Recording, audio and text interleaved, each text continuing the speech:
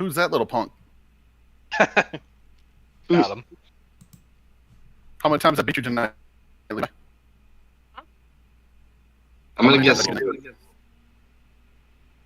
Went a little robotic-y there. Yeah, I think when you guys both went on, maybe it's taxing your internet a little too much. It could be. All right, well, folks, welcome to the 1 week late release day live stream for the ARH6 Display of Power release. You're joined tonight by the DC team crew, and we're going to go through this. Now, there's 116 cards in the set at 1 minute apiece. You can do the maths, but we're going to start off with the big boy himself, Mr. Darth Vader, who is 18 points, by the way. That came in this morning. 18 points. So 2 melee, 3 melee, 4 melee for 1, discard resource and a blank. 14 character leader Sith. After you remove one or more of his dice, discard a random card from an opponent's hand, and power action, deal 1 damage to opponent's character if that opponent has 3 or fewer, or 2 if they have no cards in hand. Pretty darn good. All right, what do we think, folks? Absolutely love him. I'm probably only going to be playing him in BK until they rotate. So get ready. Seems about right. Yeah, he's fantastic. I mean, it's nice, a nice honor to the previous Darth Vaders from multiple sets having the discard ability, and then looking at his melee sides. It's almost like similar to the Terror to Behold from the Across the Galaxy set. So really cool to see that they've kind of fused them together. Not sure about the point reduction if it was necessary just yet, but hey, we'll take it. I mean, everyone loves Darth Vader, right? So. I think he's going to be everywhere this weekend, for sure. Yep. I think now that he's 18, he's going to be everywhere this weekend. Yeah. All I know is, I mean, this is probably my favorite character of the set right now, just because whatever, I like Blue Villain, and when I first saw him, I was like, oh. And even I was worried at 19 he was going to be a trap, which he still might be, but who knows? I mean, at 18 points, I don't think he's... I mean, we've been having the discussions here around the house about whether or not he's, moving him down to 18 is going to be that big of a deal. I love it because it opens up all of his partners, right? There's so many more different partners, and you kind of want to play him with red to get rid of colors, but it's nice to play him in yellow because there's a lot of ramp in yellow. So, I don't know. We've been messing with him with Second Sister. That's pretty fun. I hit one of the boys the other night for that, doing 6 Nice. right off the bat. So, but yeah, he's pretty awesome. I love the tech with trying to get rid of the cards in their hand and hit them with hit them for 2. Yeah, that's great. And then Yeah, work in, I think Levi was no mentioning second chance. a good character partner was also Garza. I think that makes a lot of sense too, right? In the 12-point range, giving yellow on the 2 discard side. So Yeah, really nice. Just like being able to flip to resources if you want to play testing camp, or what is that? Twilight Crate Fighter or something? That's amazing. Yeah, I played him with Garza today, and I got the Vibro Sword out, and I was using his dice to bait out mitigation, and then just flipping to or discarding to get to the discard sides. It was not nice. I think I've built like 30 decks since the second. No, I think half of them are Vader.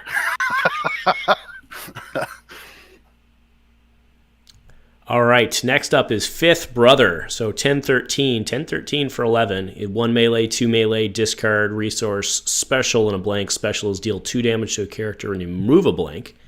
And after you activate this character, choose a die in an opponent's pool, then force that opponent to turn that die to a blank. If they cannot, turn one of this character's character dice to a side showing a special.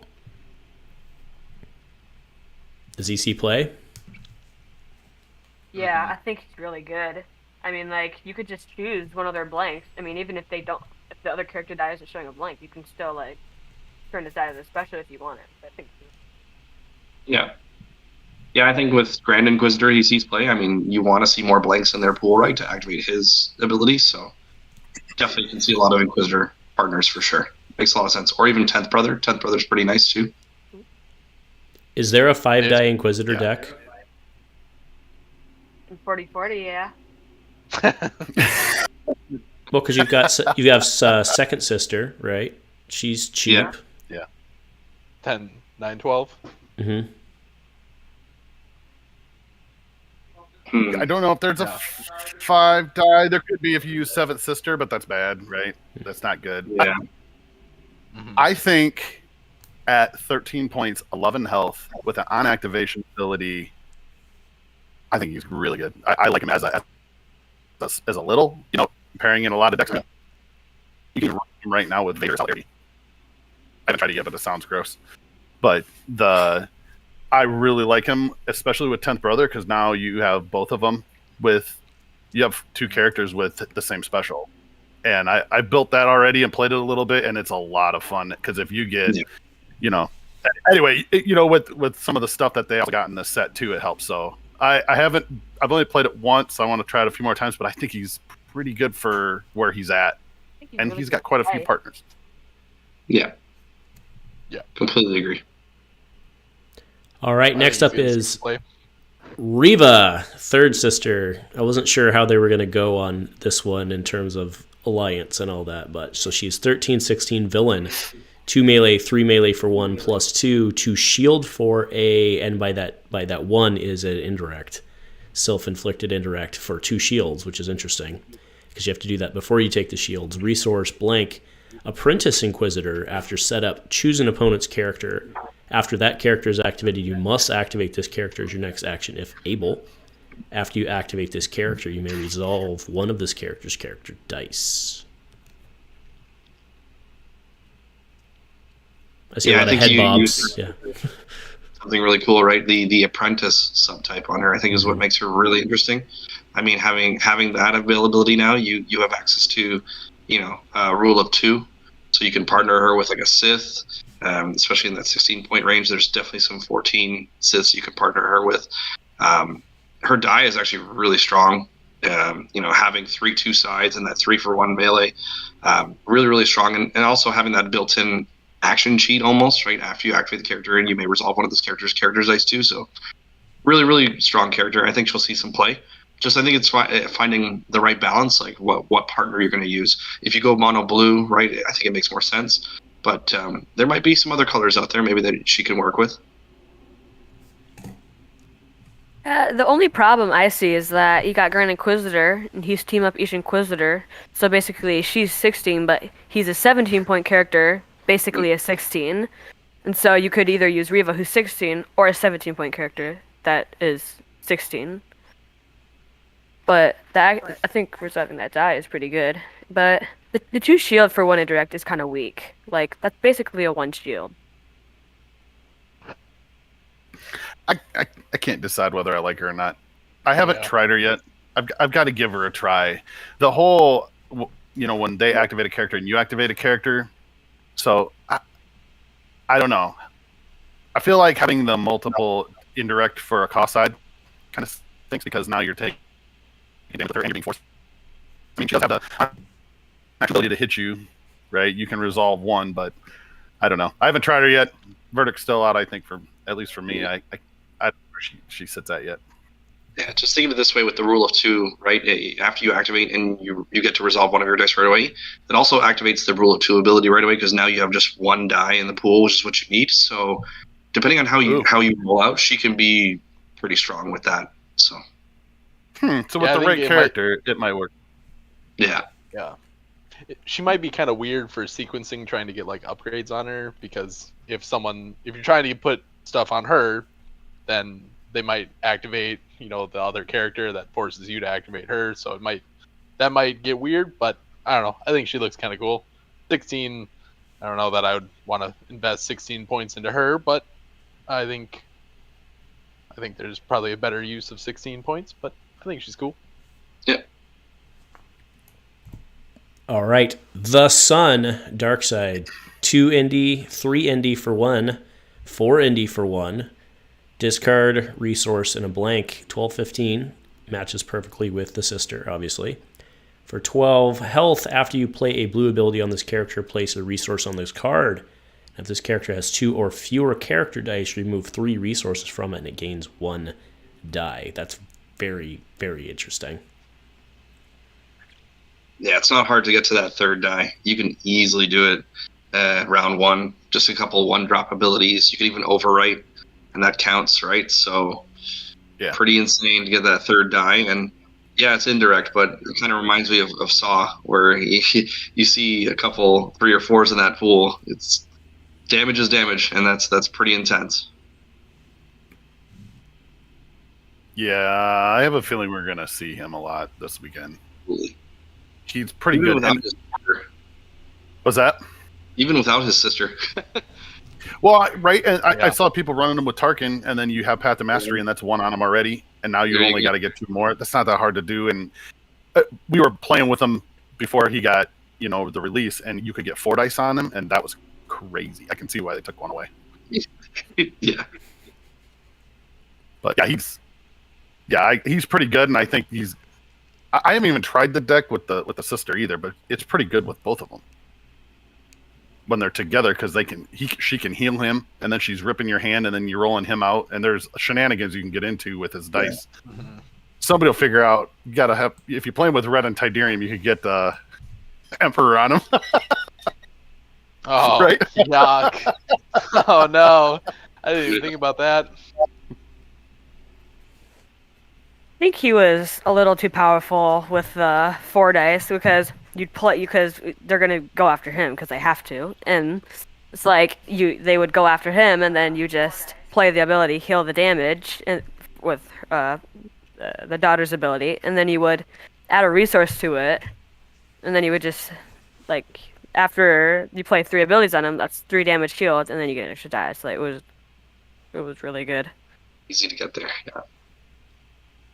I know a Force heal actually is pretty good with him. It was so bad for long nobody used him, but on him it's actually pretty good. Yeah, that's Really good. All right, Weak Mind, blue downgrade with a die. Play only if you spot a blue character. The focus sides of this dice can only be resolved to turn attached characters' controller dice. So it's actually I like this. I think it's cool design. Mm-hmm. Yep. I don't know if it's good Great or not. artwork. What do you guys think? I think It's a free die. I think that's good with Dooku. I mean, it has 3 focus dice. I mean, for free, you get basically an extra die, and it focuses that character's dice. I mean, even that 1 shield is decent for a free cost, a downgrade. So Mhm. Yeah, I like the direction that they're going with these downgrades. I mean, I would love to see more of them. It's really good to see, some curses. I haven't tried it with any witch decks yet, but I think that this is going to be, it's going to see some play in some niche decks. And as Levi said, I think in competitive, you probably see it with Dooku, because obviously turning their dice, you're getting the damage, and it also helps you mitigate. It's almost soft mitigation built in for free with the die, so it's pretty cool. I like it. I was going to say, you probably see it a lot in Quizzer decks as well. 'Cause Yeah. They want to see blanks. So, There you I think you can use it with expunge. You can strike the roll blank because it's your die. So I mean, it works. Yeah, you could. I love it. So it's a free die, free soft mitigation, right? If it rolls the blank, you could use it with expunge. There's a lot. Yeah, there's a lot you can do, and so basically having a die out there for 0, killer. Yeah. So I think it slows you down a little bit because you got to play it, but I think it's pretty good, and the artwork's great. what's the yellow character with Kylo? Is it Cornelius? Yeah, Cornelius. Oh yeah, He Yeah. probably likes that as well. Power action to short. Absolutely. yeah. All right, display of power. I believe the very first spoiler we saw, along with Maul. For 1, spot a blue character and exhaust an upgrade you control to roll that upgrades die into your pool. Pretty straightforward there, with some big dice we're going to see here in a bit. Moving on to Force Destruction. I like the art on this one as well. So for 1, remove 1 of your blue dice showing damage to discard a support from play that costs equal to or less than the value showing on that die. Vader's taking out the Tusken camps again. Yeah. Yeah. Doesn't like sand, so yeah. I haven't actually put it in a deck yet. Although if support starts being huge, and I mean already everybody plays Jedi Guard, everybody plays a Tusken, so a one-off maybe, but it is pretty good. It's nice to have that if you need it.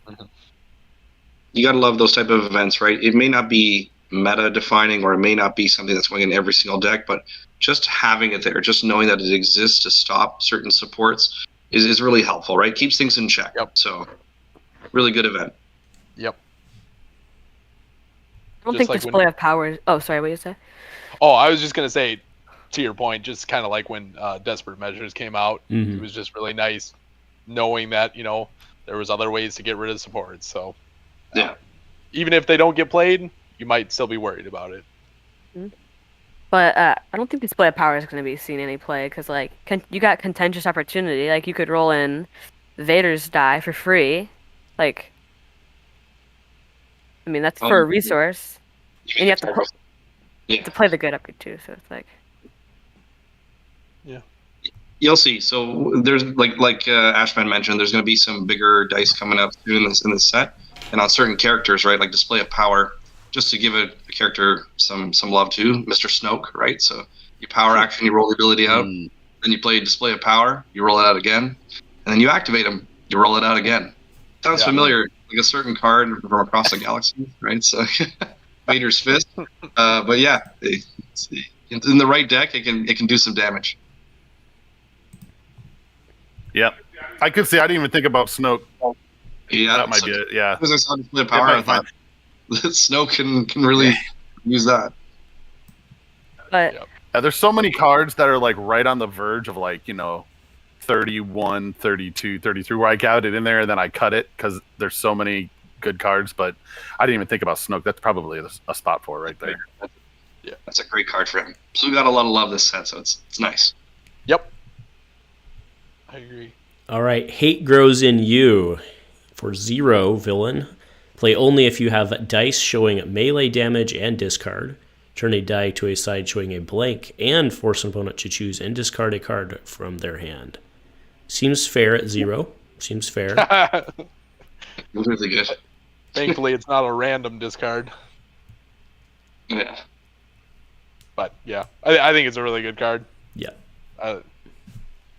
All the mill and kill decks, right? So obviously you have Vader, and even the new yellow character we'll see later on in the set could take advantage of this with the right partner. Well, we won't see. What works really great is when I play Vader, his dice basically only rolls resource in this card, so I should probably be running it with Vader. But you know what? I gotta say this is one of my favorite cards of the new set, just because of the artwork. I love that artwork from. That is killer. But I've had it in my. I think the couple of times I have had it, I haven't used it, and I want to use it. I want it to be good, but it's so situational that it sometimes gets cut. But we'll see. All right. Mercy doesn't defeat the enemy. For 1, remove one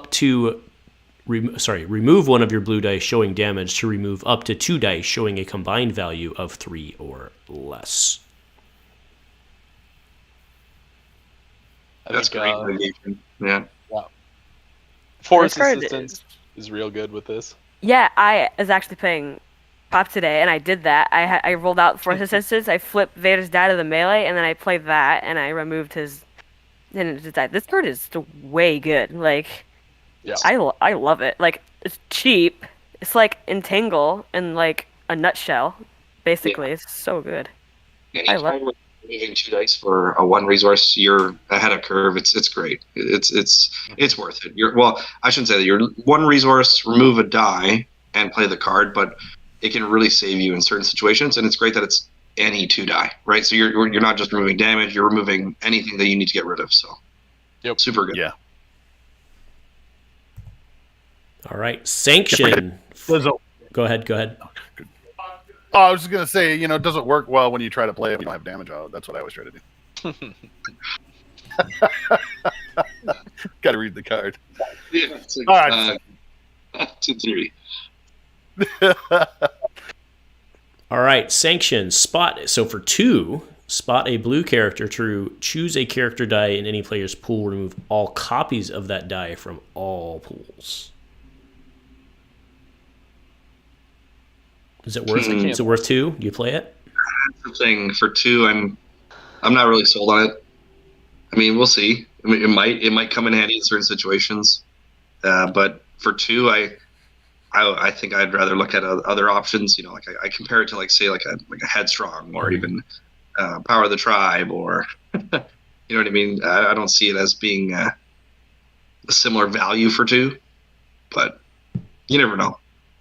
Like, even in like this card can be at a disadvantage too. I mean, if you have the same character as them, you could remove your dice, which is it's like compared to Mercy doesn't defeat the enemy. Like that card, you get like automatic 2 dice when you remove that melee, because I mean, like you could just remove 2 blanks and that'd still be good. You'd have to time it. You have to resolve your character's dice first, and then remove theirs afterwards. And a really awkward position to be in. Mm-hmm. It's gonna be depending on what the meta ends up being, because it feels really good when you're facing 2 of the droidicas and you remove 3 or 4 of their dice. When you're facing the brother and you remove 3 of his dice.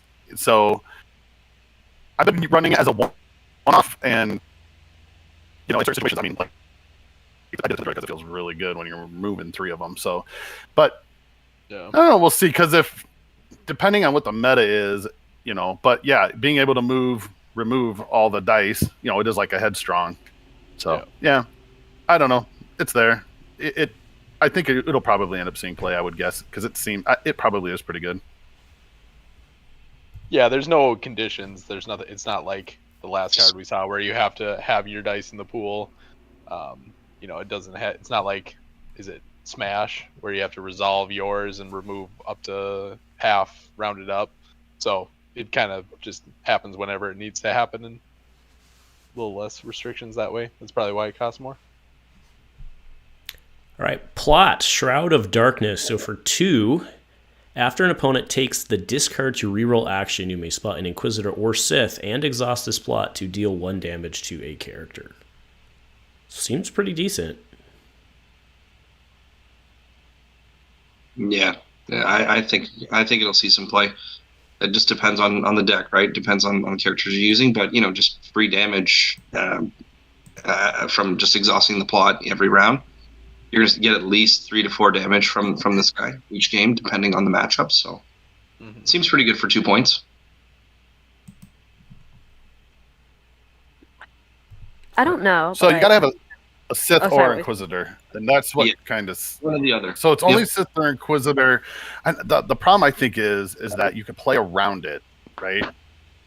At first, when I first saw it, I was like, "Oh, this is going to be awesome," and then I tried it once, and so if somebody plays around it, you're only getting 1, maybe 2 damage in a 2, 3 rounds, 4 rounds. So would you take this over like Path to Mastery? I don't know. We'll see. I mean, it's one of those, yeah. There's I also thought about this card with the Dune C right away. So if an opponent has to pitch to reroll, they're going to sacrifice now 2 cards. And no rerolling. Luck with whatever you roll out, because I mean, losing 2 cards and taking a damage for just 1 reroll, you better have pretty strong position to do that. So I automatically thought of yellow pairing with blue with this. So you never know, it might see some play in the right type of control style deck. So it could work depending on the style, right? Like you said, Path to Mastery, different style. I think Path to Mastery you see more so with like the sun or building and ramping.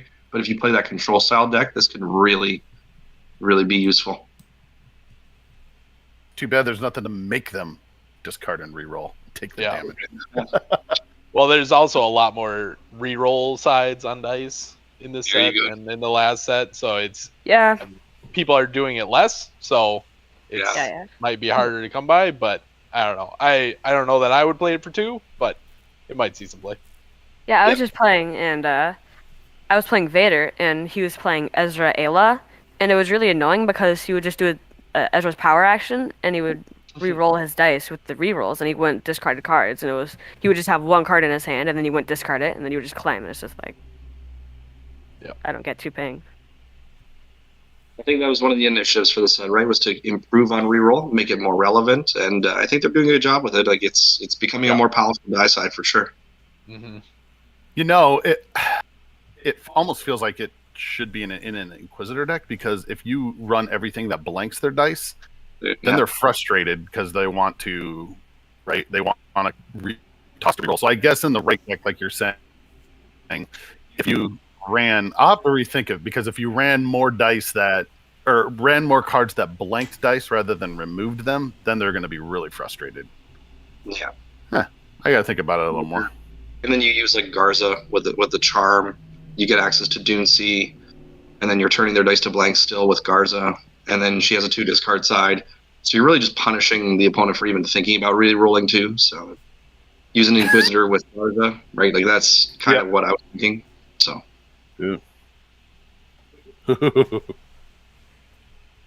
All right, moving on to Scythe. So it's a 1-drop vehicle with a die, which is usually pretty good. It's 1 gun, 2 interact, shield, special, and a blank. The special is turn a die to a side showing a blank. Turn an Inquisitor or Sith to any side. Wow. This card's good. I like this card. Yeah. One really good. Yeah. Could be I a haven't one-up. been able to. I was gonna say I haven't found a spot for it in any of my decks. I just keep finding better cards that I like a little bit more. But it's right there. I mean, as soon as I find a spot for it, it's going in. I like it. It's really good in the Inquisitor decks, because it allows you to turn Fifth Brother right to, you can blank their die, turn his, and then special chain into it. Also, if you're running Vader and Second Sister, you can use this to flip into Second Sister, which flips into Vader right away. So I mean, there's some special chaining, and for one, it's killer. Especially then in the 10th Brother, Fifth Brother deck I was running. As soon as this comes down, now you have 3 of them. If you need, you can one of either of 10th Brother specials or this will do it too. So yeah, it's shenanigan. I like shenanigans. It's more options for Dooku too, right? To turn and get a damage, right? So you'll definitely see play. Yeah, and if you're facing an Inquisitor or a Sith, you might get 2 pings out of it. Yeah. All right, speaking of Inquisitors, let's go to the double-bladed lightsaber. So 3-drop, but 2 melee, plus 2 melee, discard, resource, and a blank. While it's on an Inquisitor, it has redeploy, seems fair. After you resolve this die showing damage, exhaust this upgrade to roll this die back into your pool, then either resolve or remove it. So you have a 66% chance of getting something on that as a bonus, not too shabby. What do we think? Can the Inquisitors afford 3 other than an overwrite? Probably not, right? Blue Milk. You also have Enrage. Like there's some options to get those resources that you need to get on the table, and it has redeploy, so I think it's worth it. Super strong die for an Inquisitor. Definitely will see play, and then obviously if you go the Jarkai package too, like this thing becomes an absolute beast. So.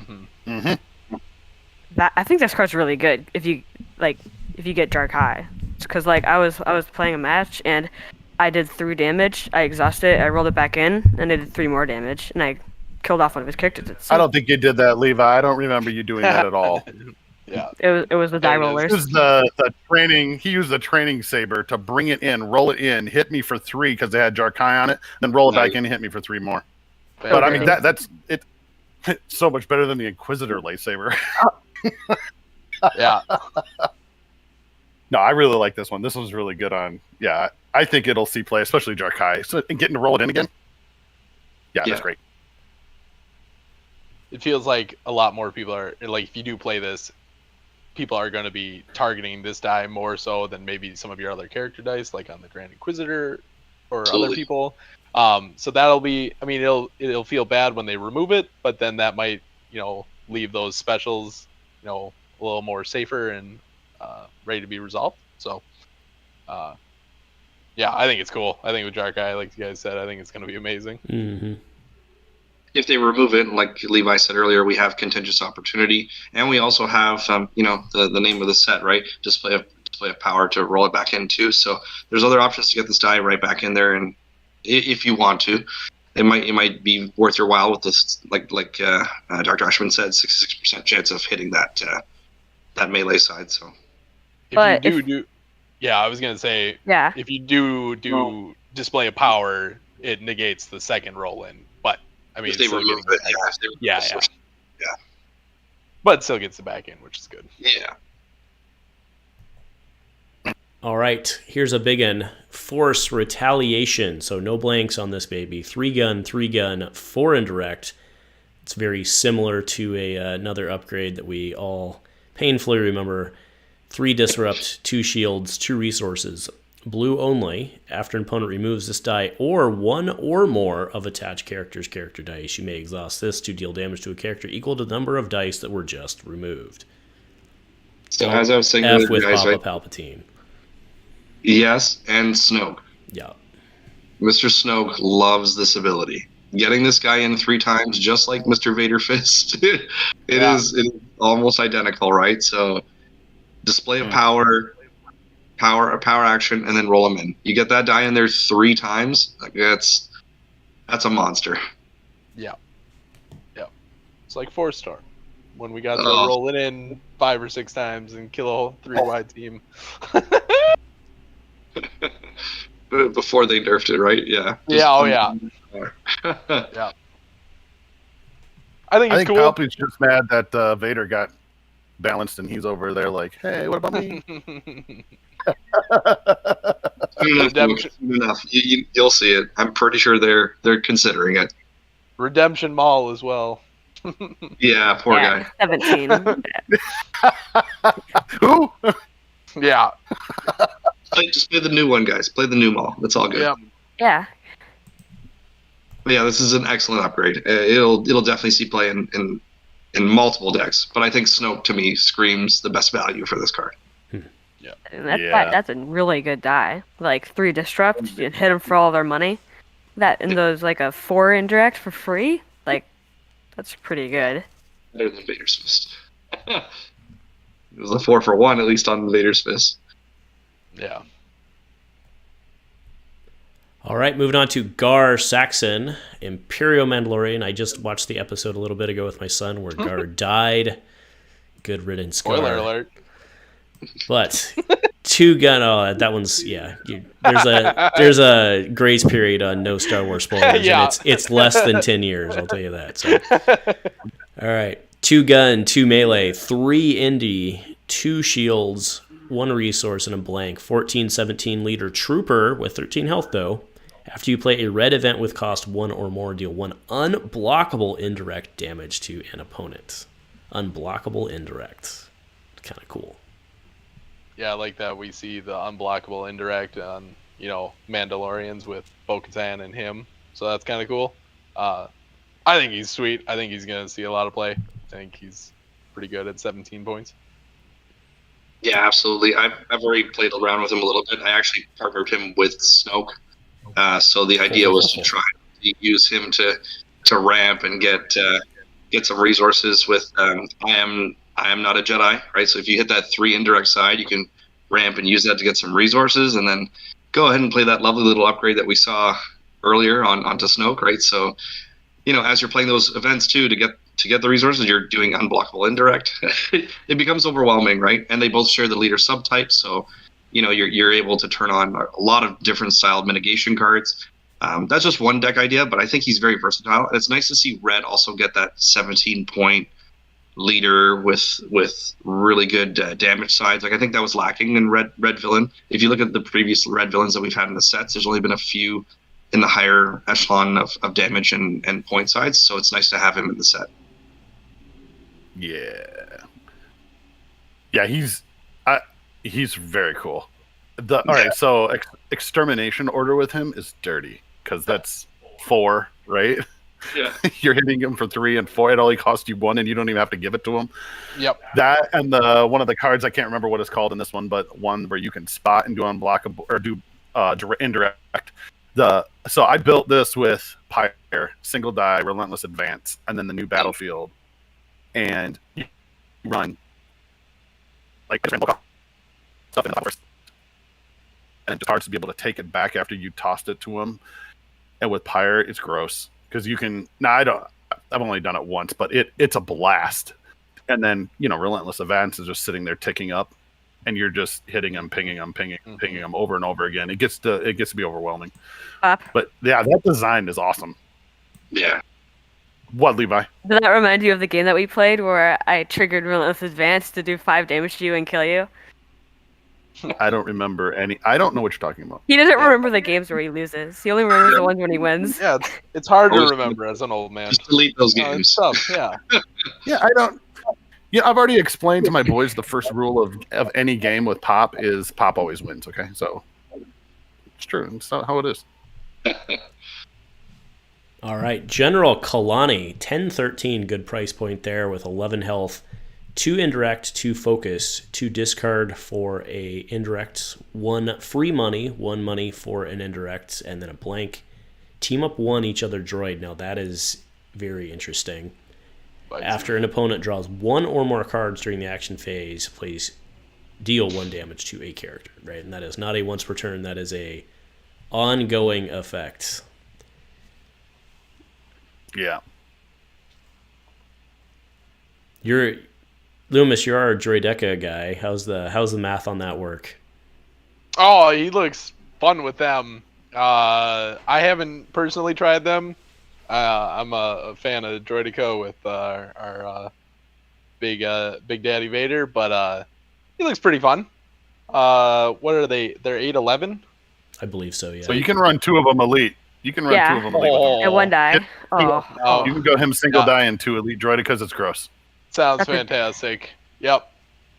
There's Sign also me up.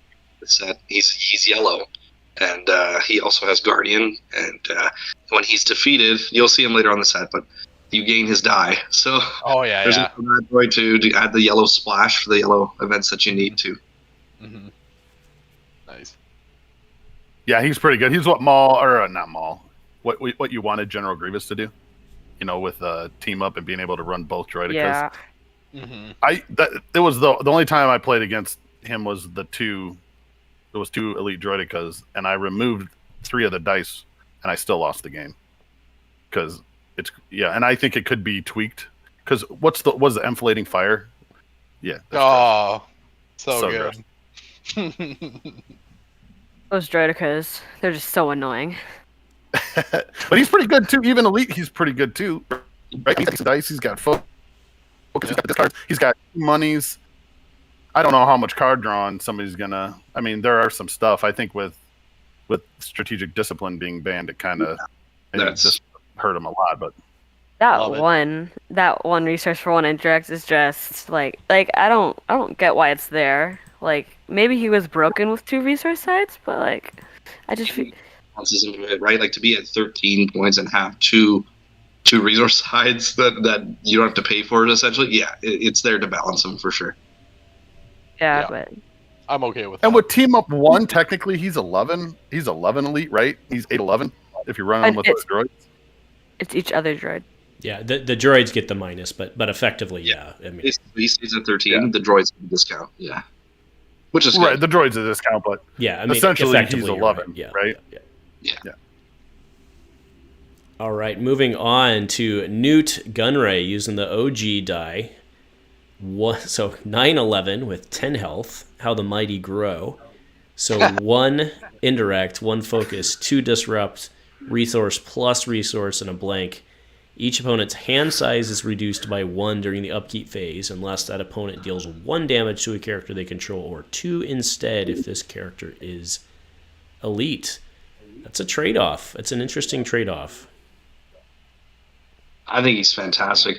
I was speaking with Beacon Fire, and I think we all agree there should be like a Nute Gunray token that you put on top of your deck so you don't forget to, if you end up drawing those 5 cards, you have to take the damage, right? In tournament play, if you're playing casually with someone, okay, sure, I'm sure they'll let you, walk it back, because just don't forget when you're facing a Nute and where you draw your cards, make that decision carefully.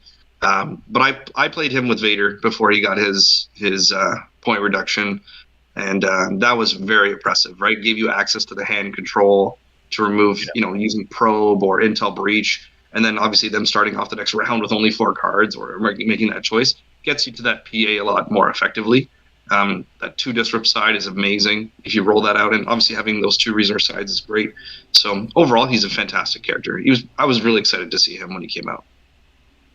I was very excited for him as well, and I didn't read the card close enough, and I now know that after playing him that the other opponent gets to choose where the damage goes, and that made me not want to play him anymore. I tried playing it, and I just, it's not as good as I wanted it to be, and I wanted to place the damage, so it's probably a good thing that it's not that way, but I don't know, after learning that, and I mean, I was probably the biggest Nute fan when he was printed in the last time we saw him, but I don't know. I think he's very good. I think it helps with the PA.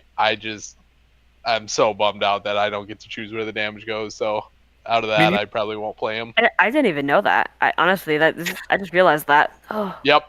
It's a bummer. That's so sad. That took the damage. That's what I want to know.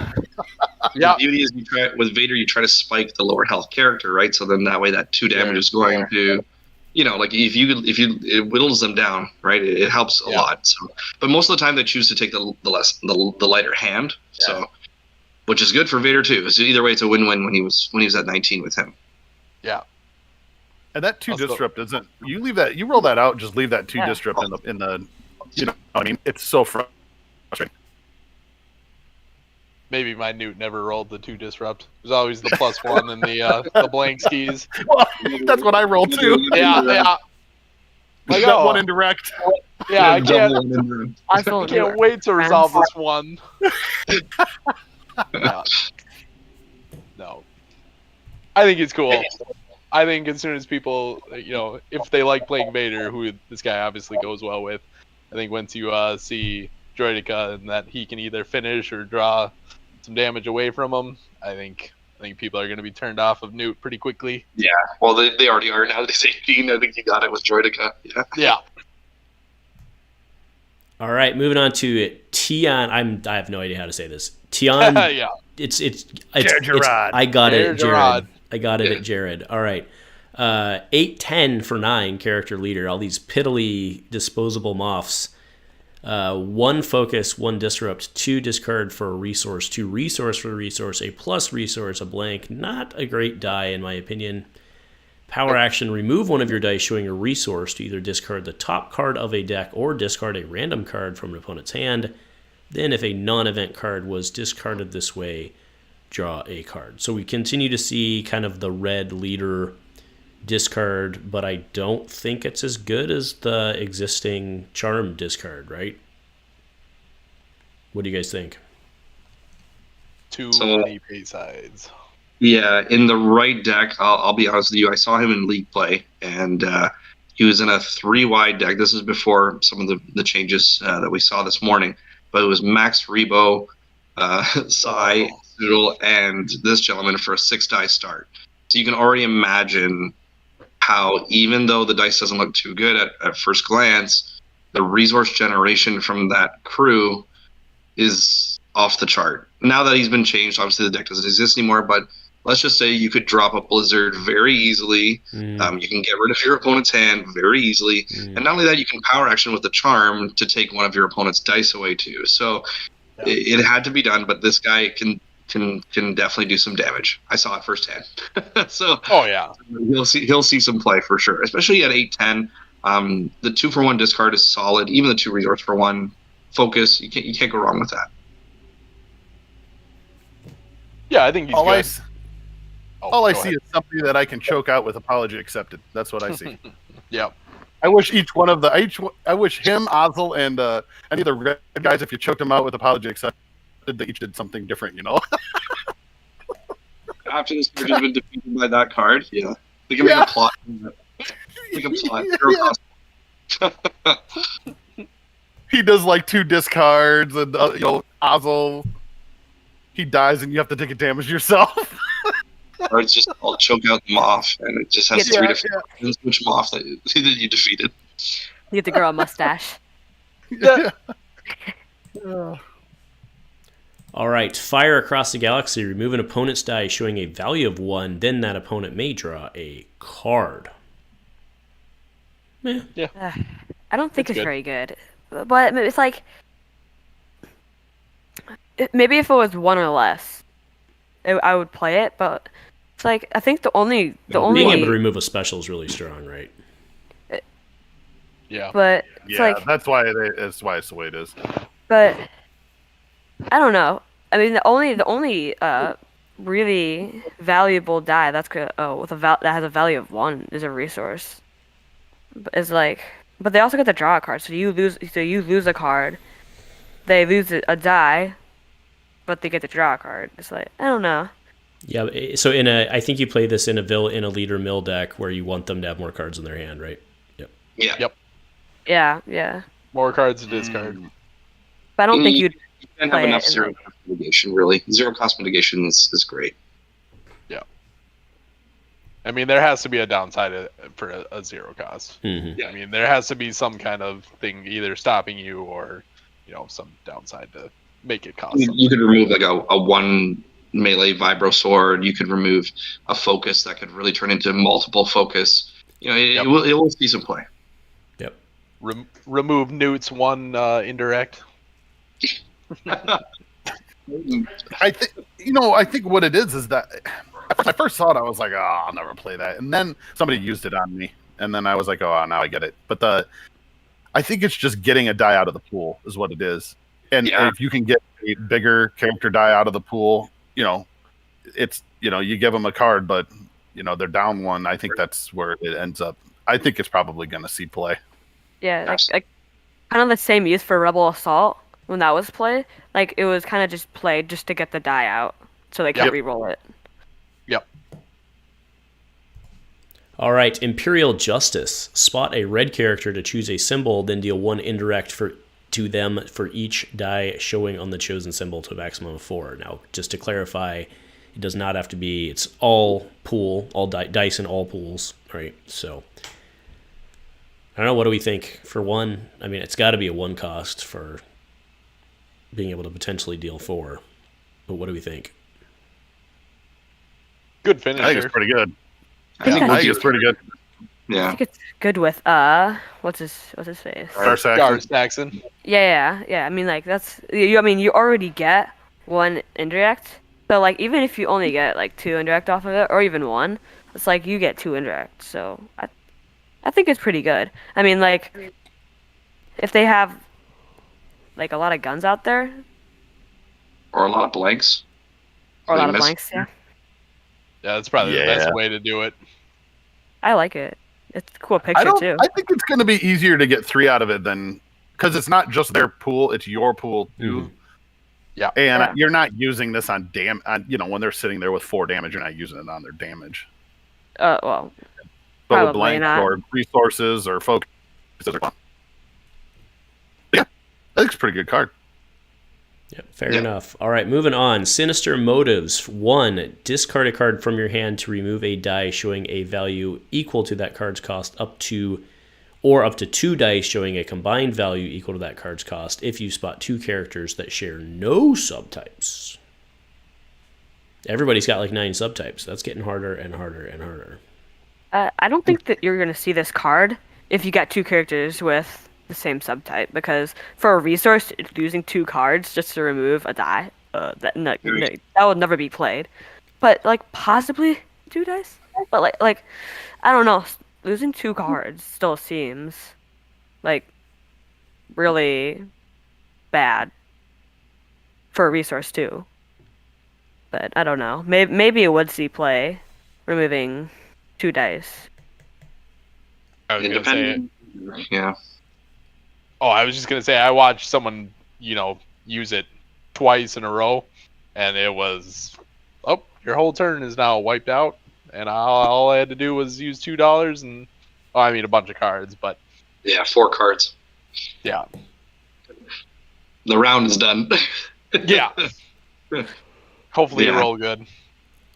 it's pretty expensive, but it can really save you in a pinch. Like that's what it seems like to me. I would probably want to see this card later on in the game versus off the first few rounds. You know, in a situation where I'm really behind, or you know, maybe even just to start off the round and get ahead of the opponent, depending if they're rolling out. So it really depends on the style of deck you play, but I don't think it'll see as much play as other events that we've seen so far.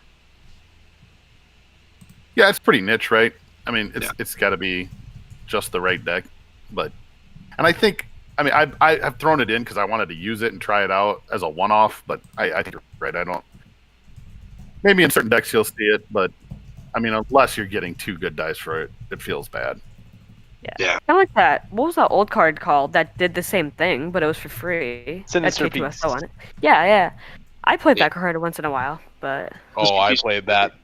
I played that all That of was the a 0 time. cost, wasn't it? Yep. yeah. Yeah. I think I bought more of those from Kingwood Hobbies than probably anyone else. I loved Sinister Beast, and I like that it says Sinister Motives because it's kind of like the same. It's kind of the same thing. So Oh, I didn't even realize that. A little homage That's to it. cool. Yeah. It's cool. yeah, All right. Admiral's Orders. Plot for 2. Set this plot aside to activate any number of your supports in the order of your choice. And action, spot a leader and exhaust this plot to reroll one of your support dice. I see a Can't lot see of, giving lot up of head 2 points shakes. for A lot of this. head shakes. I'm no, not going to see it, I think. Yep, fair enough. Nope. Moving on to Executor. So for 7, just a casual 7, support capital ship. Does that mean Blizzard's bigger than the Executor? That's what I'm taking away from this, right? But after you resolve a red leader die, you may exhaust its support to roll a set-aside planetary bombardment into your pool. Power action, roll a set-aside planetary bombardment die into your pool, or spend 2 resources to discard a support from play. Awesome. It's a lot. Very Of, expensive. Get it down. it's a lot of indirects. Yep. A lot of indirects. Yep. And it says after you resolve a red leader die, right? So this can happen multiple times. We have to exhaust the support. Yeah, so it's only Yeah. twice. Oh, twice, yeah. But if you have an indirect on your leader die and then roll this in, you can continue resolving it, which is, shenanigans. Yeah. Oh, that is Yeah, it's pretty good. shenanigans. You can decrease the cost too. That's what I kind of like about it. Right? Yep. Yeah. So, yeah. Tech It's- Team isn't on the reprint list, is it? Did I miss that? No, but the Separatist supply ship is, which brings it Yep. in for 6. Yep.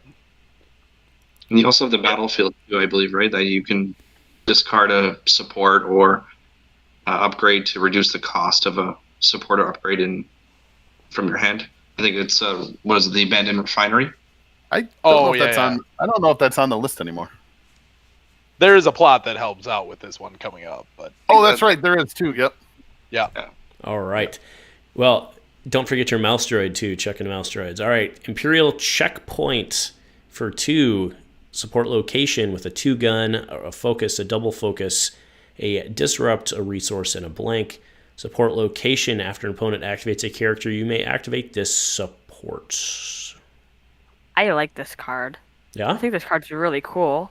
Like if you got like your Gar Saxon out there and then they activate a character, you activate it, like you hit a 2 or a 2 focus, you resolve that and then like do whatever you want. It's like I think it's a really cool card. Well, you just get the free Upgrade. activation. Yeah.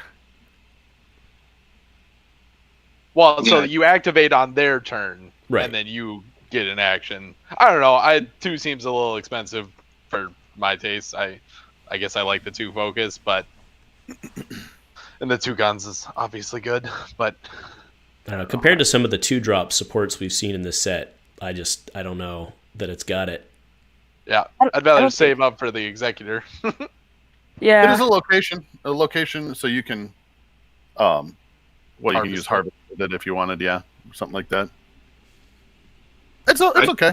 There are some other better traps, I think, but it's okay. I kind of like the action cheat that you get off of it. Yeah. You hit that 2 focus side. That's pretty nice.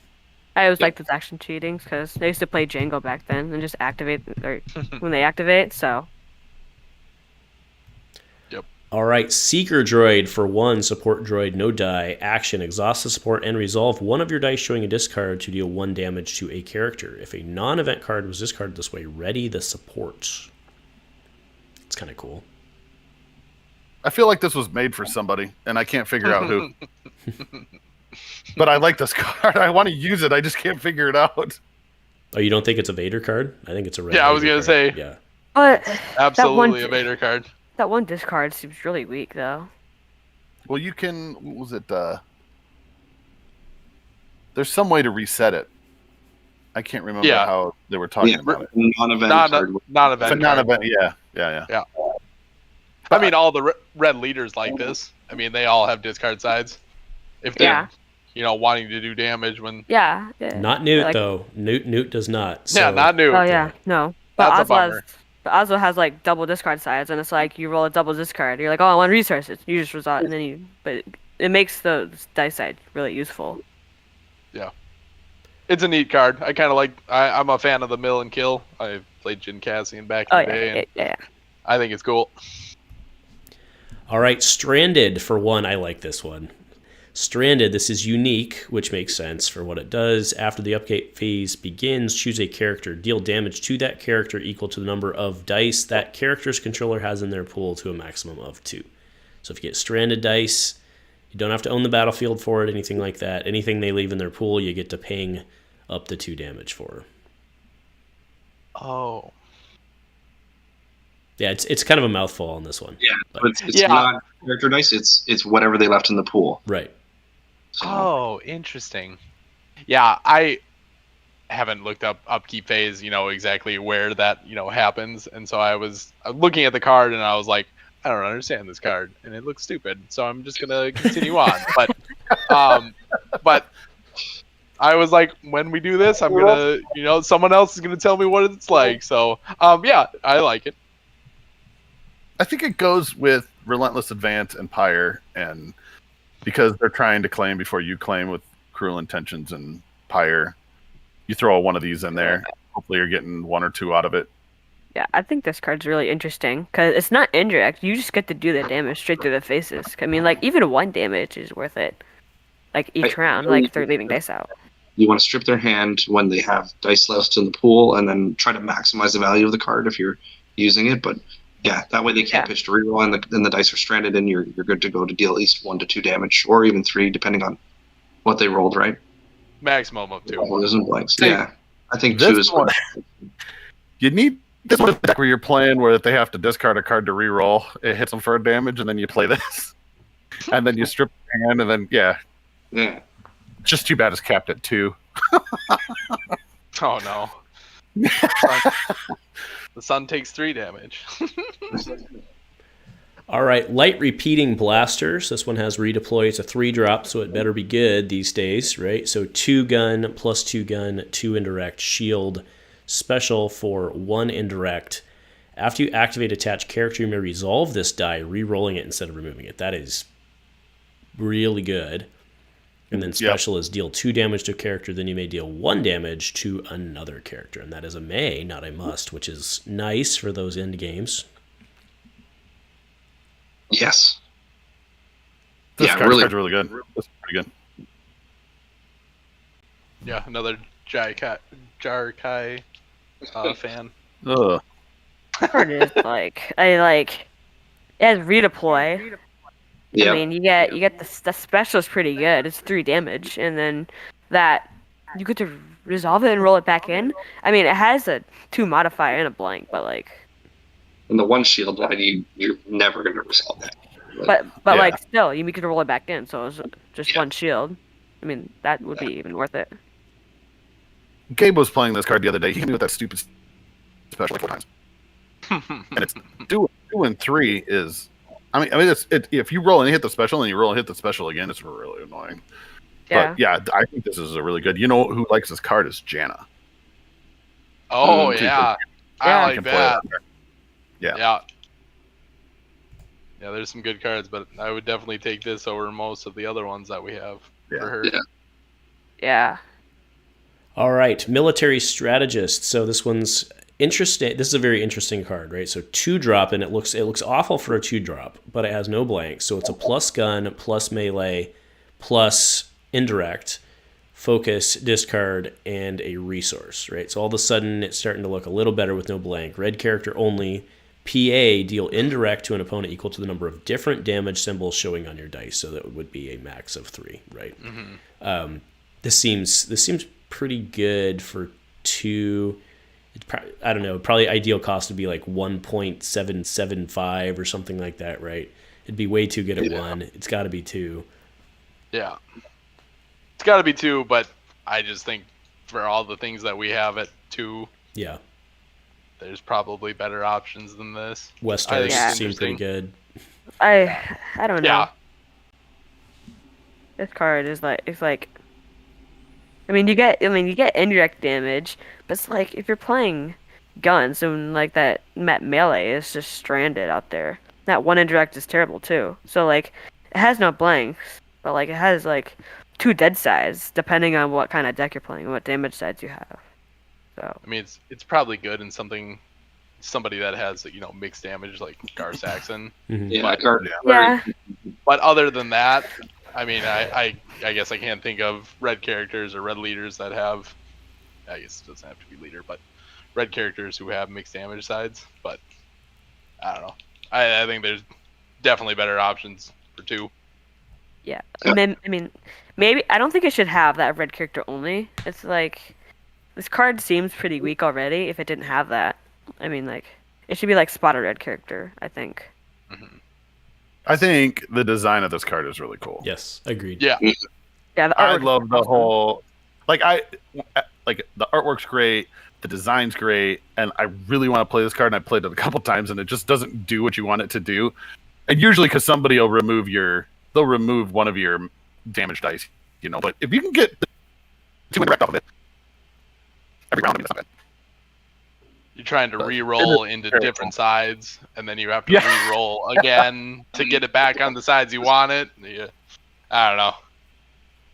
Or you just resolve it for the plus. Like if you have Yeah. a gun out there, just take it. Yeah. Yeah. I think you're right. It's a cool design. I like the direction they're taking it, but yeah, it's not going to see as much play as other 2 costs, I think. All right, here's the IGRM Thug Droid for 7. Gun, 2 melee, shield, blank, Guardian before he's defeated, spot a scoundrel. He does have to be a scoundrel to have that card gain this character's character dice for the rest of the game. Interesting. He's cool. Nice Great. splash yellow for 7. Guardian. Yeah. It's nice Also, little free die. I mean, it's not free. Yep. It's not free by any means, but yeah. And I know that there's some supports that are scoundrels, so your support can get it too if one of your characters is There you a go. scoundrel. So I mean, it's great for 7. I like the fact it's got Guardian. You can also use the new guarded card with it, which is pretty good. And then Hondo likes it. I mean, you Yep. could run it with Nikto Speeder Riders or whatever they're called, and then you Yep. could Guardian and then kill them off, and then you could give it the die and then roll it back in with 2 dice. I mean, I think he's a pretty decent character. Yeah, he's really good. I'm gonna self-destruct it in there too. Oh In yeah, between yeah. Guardian and putting That's it on the really- other. Yeah, hold on, Yeah, that's fair 2 enough. health up, and you do it. That's really good. All right, Jabba the Hutt, feared and respected. 2 focus, disrupt, discard, resource, plus 2 resource, and a blank 11-14 for 12. Leader scoundrel, there you go. Jabba can be a thug. Power There you action, go. remove one of your dice to roll a bounty hunter or scoundrel die on one of your cards in play into your pool. Do note, by the way, just for what we were talking about last time, the IGM Thug Droid die still retains Droid Guard. So it would be a Droid Guard. I don't know why I thought about that as I was talking about this scoundrel die, but it would still be a droid die for whatever that's worth. So Jabba. I think he's fine. I mean, would have loved him back in Convergence, but I don't know that I am super excited about him. But I also don't really play this type of deck, so Yep. Fair enough. Played around a little bit. I tried him with Bosk, and that seems to be a pretty powerful way to go to get 3 boss dies into the pool, or obviously resolving three different boss dies. But the resource sides are phenomenal, and playing hustling on him is great too, because obviously then you can have more options to ramp. It also gives you that 1 cost die that you can easily just remove to use the power action if you don't want to remove one of his dice, right? Because his dice are pretty valuable depending on what side you roll. So I've seen it's been decent, not top tier. I'd say maybe a tier 2 deck, but you never know. Maybe Bosk isn't the right partner just per se, but it's done some serious work in certain games. Others completely whiff because of those 2 blanks. So yeah. Do you want to run Underworld with this? Is that what they're trying to get at? Good. You run Underworld, you roll those. You ping it. Is it lots of ping? And I don't know who you'd run it with at 14. You'd have to use a 14-point character. I guess, right? 2 So Yeah, that'd be tough to find. maybe Fennec or Boba. It's just that his pairings are so restricted. It's like my brother, he was like, you could do Moff Gideon and him, but it's like, okay, but do you really want to do that? Because you don't get to roll as dying. It's like... Brendan was still his best partner. And Yeah, Not if you play the Tigerium. yeah. True. True. Yeah, when we get there, you guys will have to talk me through the errata. All right, on to Maul from the Shadows, Mandalorian Maul himself. Yellow Maul, 14-17, 2 melee, 1 discard, 2 discard for a indirect resource and a blank. After setup, he canes the color blue, non-optional, but of course doesn't change your deck building. After you deal damage to one of your characters for the first time each action phase, you may draw a card. Power action, deal indirect damage to an opponent equal to the difference in the number of cards in your hand to a maximum of 4. And correct me if I'm wrong, but wasn't the whole indirect gate 2022 thing 10 days ago partially because of after you deal damage? Isn't that where that came from? In part, I think. I don't know. You can go back. Yes, this is where it came from. Yeah, interesting. Yeah. I think it's crucial to remember the power action is not just, it's the difference in the number of cards in your hand to a maximum of 4. So some people were misreading it, thinking it's how many cards your opponent has in hand, or it's just the difference between the 2 hands, right? So that's where you need to just really pay attention for his power action. Try to maximize it to get to that 4. So if against mill, you're sitting there, okay, well I can if they mill all your cards and you can then power action for 4, great. You're still dealing quite a bit of damage. Well, I think part of the discussion where it kind of blew up was indirect's always been as the opponent does. We've always viewed it as the opponent does indirect to you, you deal indirect to your characters, right? And then, so for example, Rallying Cry didn't, as far as I knew, didn't work. And then the slight change was, so now the way you look at it is the opponent the opponent assigns the indirect to a player. The player assigns it to the character, but it is your opponent dealing damage to those characters. So, for example, Rallying Cry works now with indirect. So if your opponent plays indirect on you, it came about because Gabe's asked a question in the rules question because it got into when someone does indirect to you, can you use Rallying Cry or does it trigger certain things? So one of them would be with Maul here. If the opponent deals indirect to you, and then you deal that indirect to Maul, would you draw a card? And you don't. You just assign it. The opponent's dealing the damage, which then in turn, because we started asking the questions, well, how does that all play out then? So does Rallying Cry now work with it because the opponent's actually dealing damage, and then it also affects BK, right? Well, no, it doesn't. We thought it affected BK, but BK it says when they resolve a die or something. Yeah. So it doesn't affect BK, but that's where it sort of came out of because it was BK, but it doesn't. And then we got into a big discussion about it. But yeah, I mean the it didn't need to be an issue, right? Because where it said in the rules before, you deal damage to your character, right? So I deal indirect to you, and then you deal damage to your characters. What was meant by that in the rules was you physically place damage tokens on your characters. That's what it was meant there. Right. So it was, and again, it's no problem changing it. It's not a big deal, but like that was a case of people being overly literal about it. Right. Because that's what was meant in that case was the opponent receiving the player receiving the damage physically deals physically puts the damage tokens on their characters. That's what it meant. Yeah, they assign it. Yeah. So, but no harm. So Maul is great. Okay, when I first saw him, I was a little like, oh, it'll be interesting to see. But then after playing a couple times, okay, when you can get the 4 indirect off, like multiple games, it's awesome. Especially when you get his card size. And I love the multicolor thing. Like, Ayla's awesome, Maul's awesome, Ezra's awesome. I love the and how they approached it. So that he's yellow, but then after he gains this is really cool. I really like Maul. I think he's definitely worth his points. I mean, he has 3 abilities. He has beefy health, and he's got pretty good dice, I'll say. I like him. Like, I won't hesitate to, like, after you claim, I won't hesitate to just discard my hand.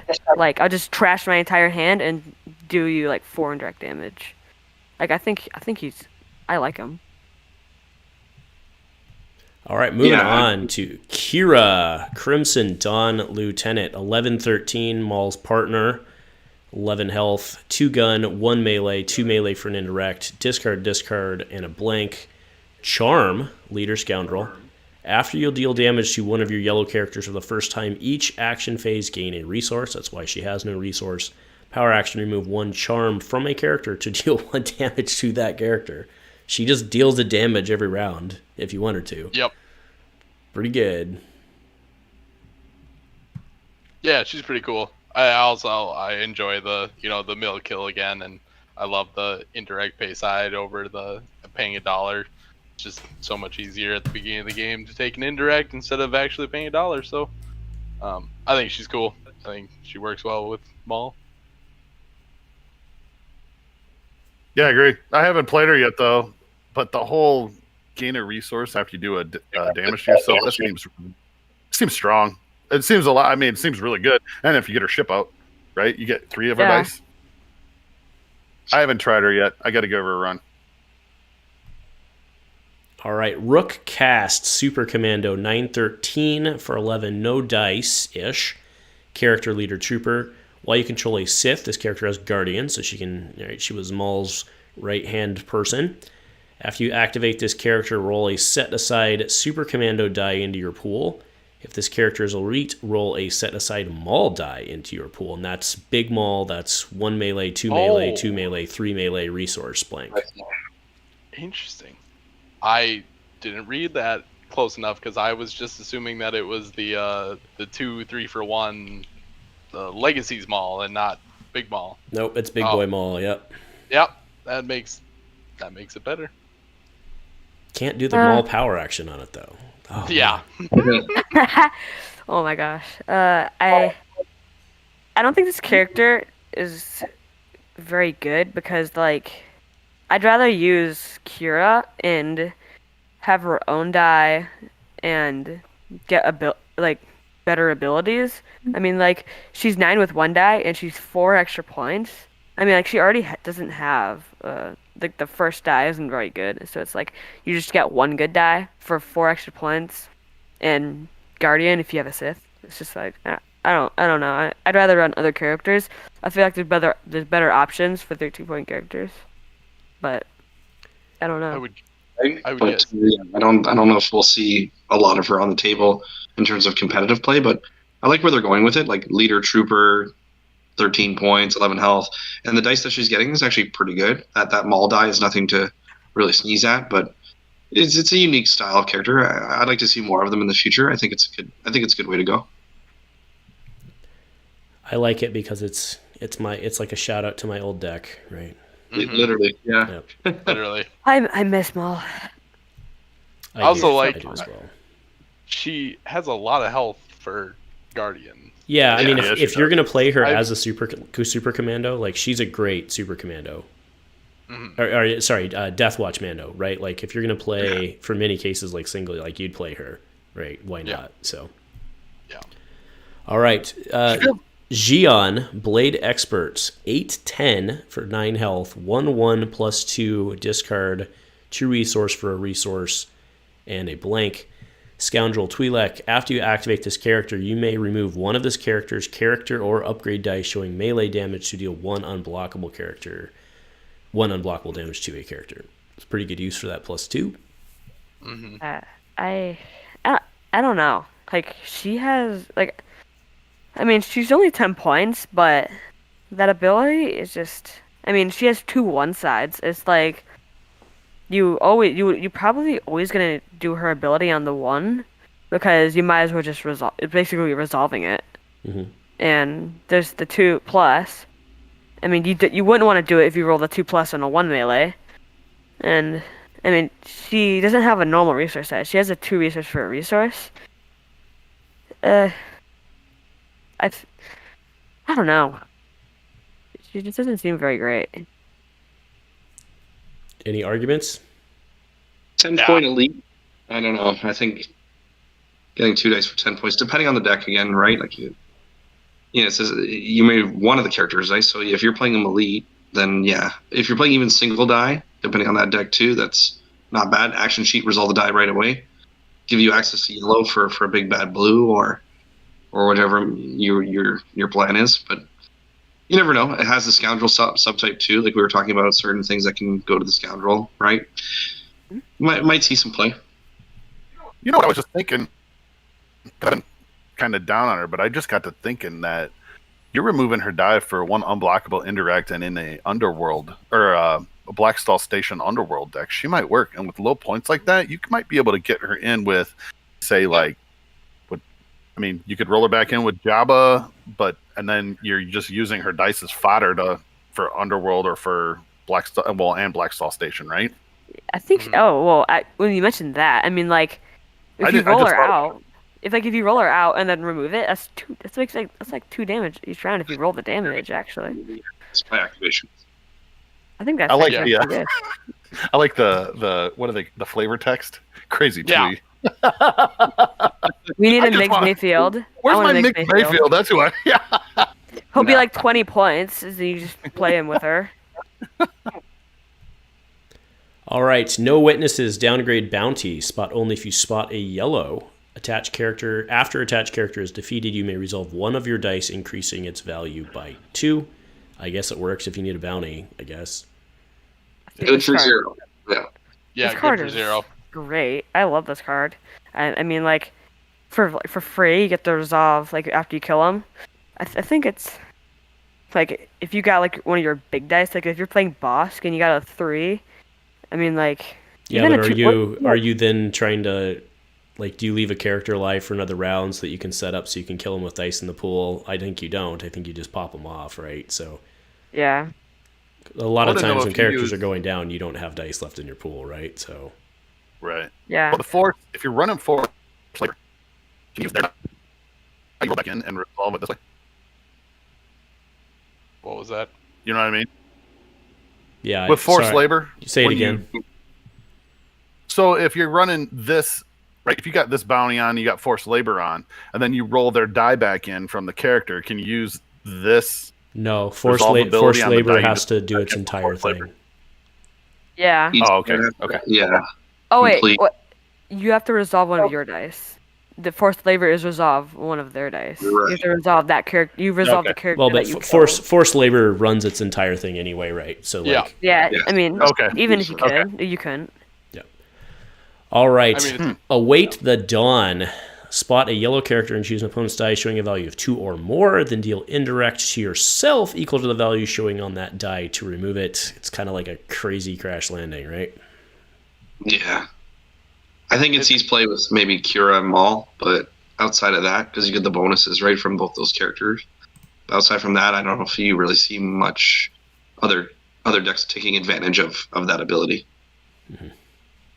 I like the the yellow crash landing. I think it's cool. I think it doesn't hit Vibro Sword, which is kind of a bummer, and which is really good. But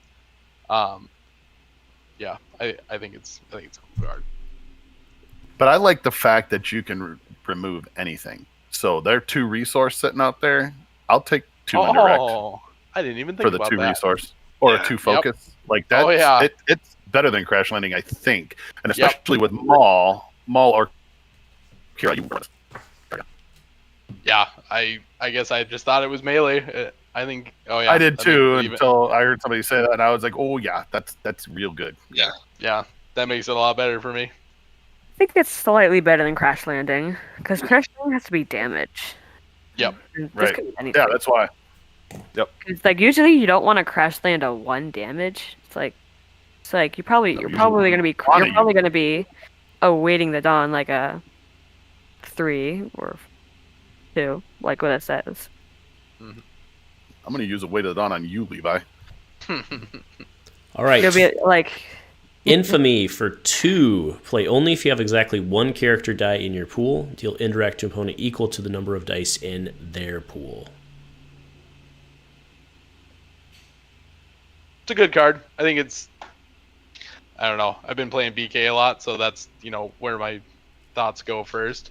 I think it's a little tough to sequence, but if people aren't like looking forward to a card like this, I think it's really good. But I don't know. 2 is really expensive as well.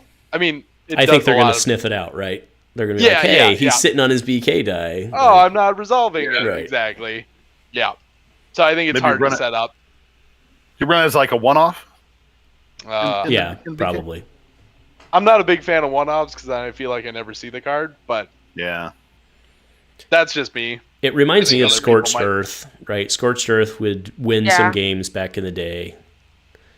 So yeah, kind of like it's mixed with that Forsaken. Is that what it's called? Like them together because you have to have 1 character. Oh, it's character die. Yeah, it's character die. Forsaken hero with 1 character die, right? And remove a 2 or less. This requires a lot more setup, right? You're literally trying to bait them out with 1 die in your pool. They're going to sniff it out. It's going to be very difficult. It's going to be so obvious. And you're playing. If you're playing BK, it's like, oh, I'm going to pass. Oh, I'm going to pass. Oh, I'm going to pass. It's like, oh, well, you know what you're doing, so it's not going to work. They just resolve their dice. Yeah. I'll fall for it every time. Yep. Me too. Just keep throwing dice out there. All right, we've got another one of Dean's cards here. I actually did see that Dean was on. So how's it going, Dean? We have the upper hand. So play only if you have more cards in your hand than an opponent. Deal 1 unblockable to a character. Look an opponent's hand and discard a card from it. Love it. Phenomenal card. Okay. Yeah. So I was playing Pop and I didn't know, but he had 2 upper hands and he had more cards than me. And he played upper hand and discarded a card and did 1 damage. And then he played it again, and I was just like, flip the table. Like it was so annoying. This card is so darn good. I like that it says including this card. I think that's. Yeah. I mean.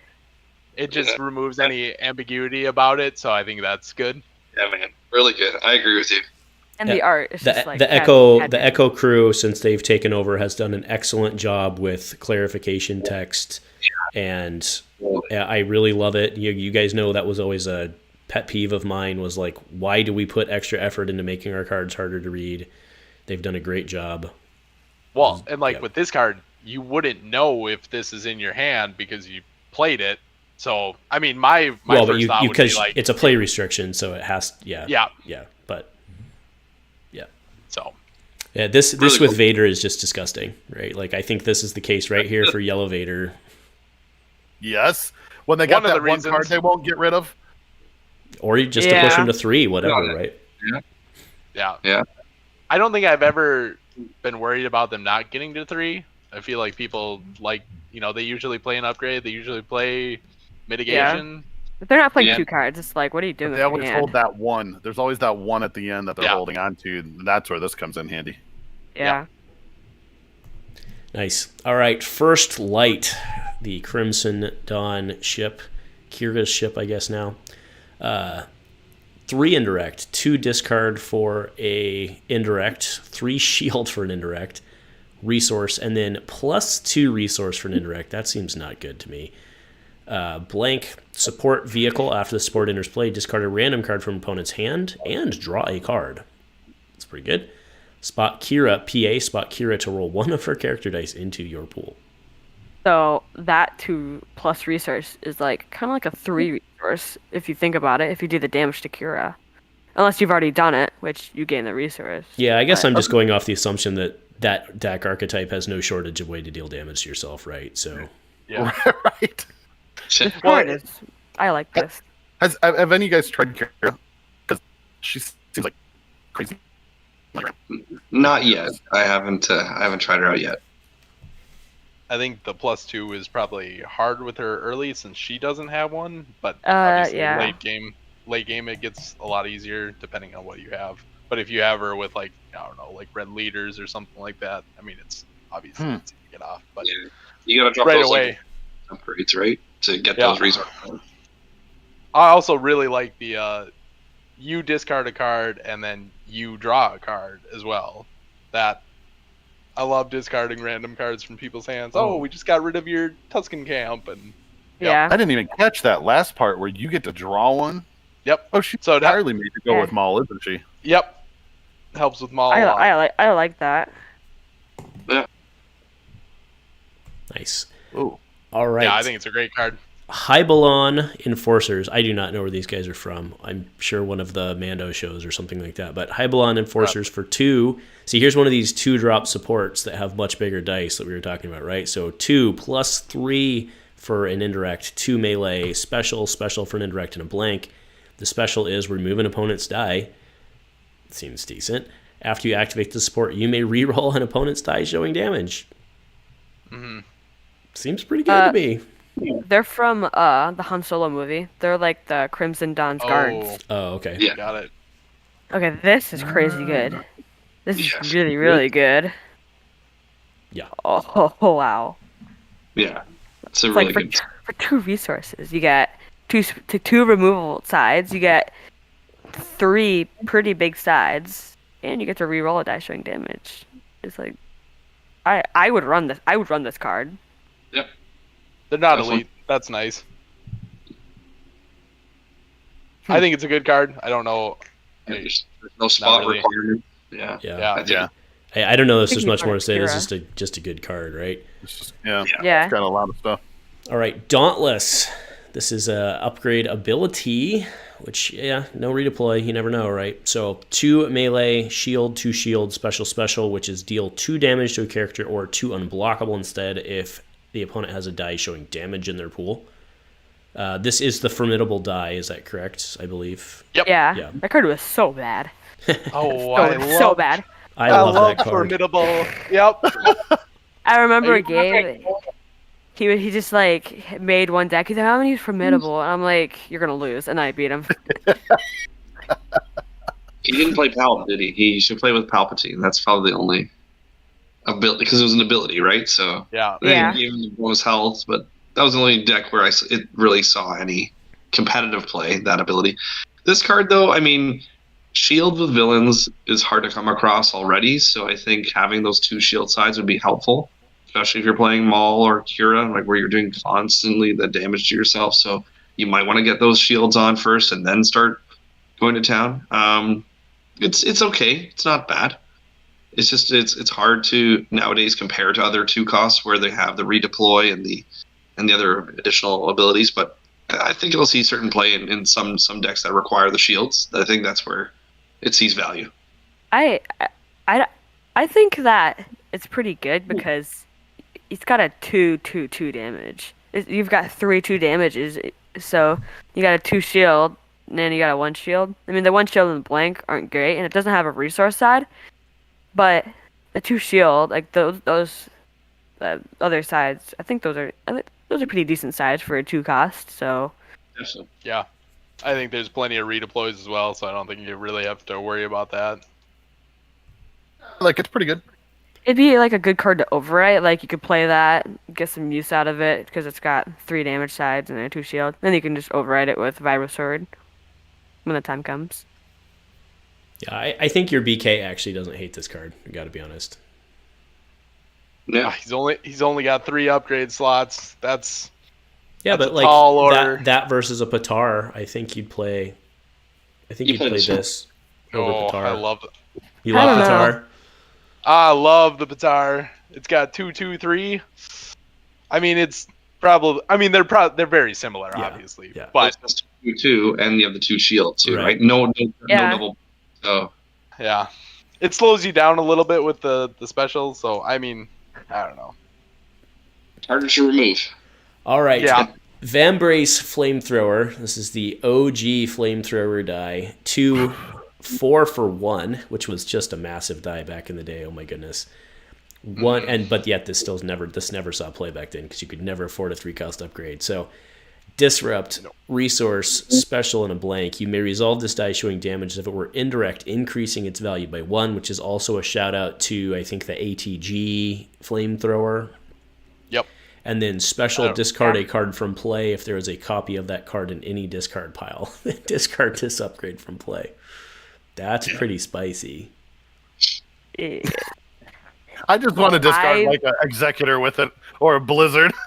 Yeah. Like they roll it out, they're like, oh, and you're like, you just blow it up. That's like 5 indirect. I mean, like Yeah. for This one is all- user. I was gonna say, this is also a card I misread. I thought if you discarded the card, you automatically got rid of it because just reading too quickly. But knowing that you can discard it the first time and then the second time is when you lose the upgrade, makes it more interesting.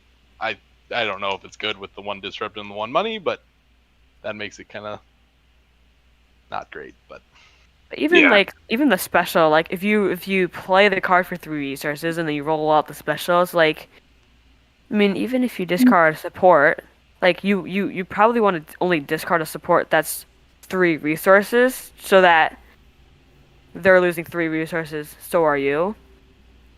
it always depends, though. I mean, if you get a Black Stall Station with it, I mean, I don't know if you're too mad about that. 'Cause that's usually pretty integral to certain decks, or maybe Den of Thieves as well. Yeah. Tuscan Camp. Yep, I'm a fan of discarding cards from play. Yeah. It's also kind of a callback to Flames of the Past, which basically did the same thing. Yeah. All right, we're into heroes officially. So Kanan Jarrus, Focused Jedi, 10-13 for 11, so he's in that 5-die Spectre range. 2 melee plus 2 melee, 2 reroll, resource, special, and a blank. Jedi Spectre, reveal the top 3. Special is reveal the top 3 cards of your deck. You may play a card revealed this way, paying its cost. If the card was blue, give a character 2 shields. If it was red, deal 2 damage to a character. And if it was yellow, you can turn a die to any side. And if it was green, you win the game.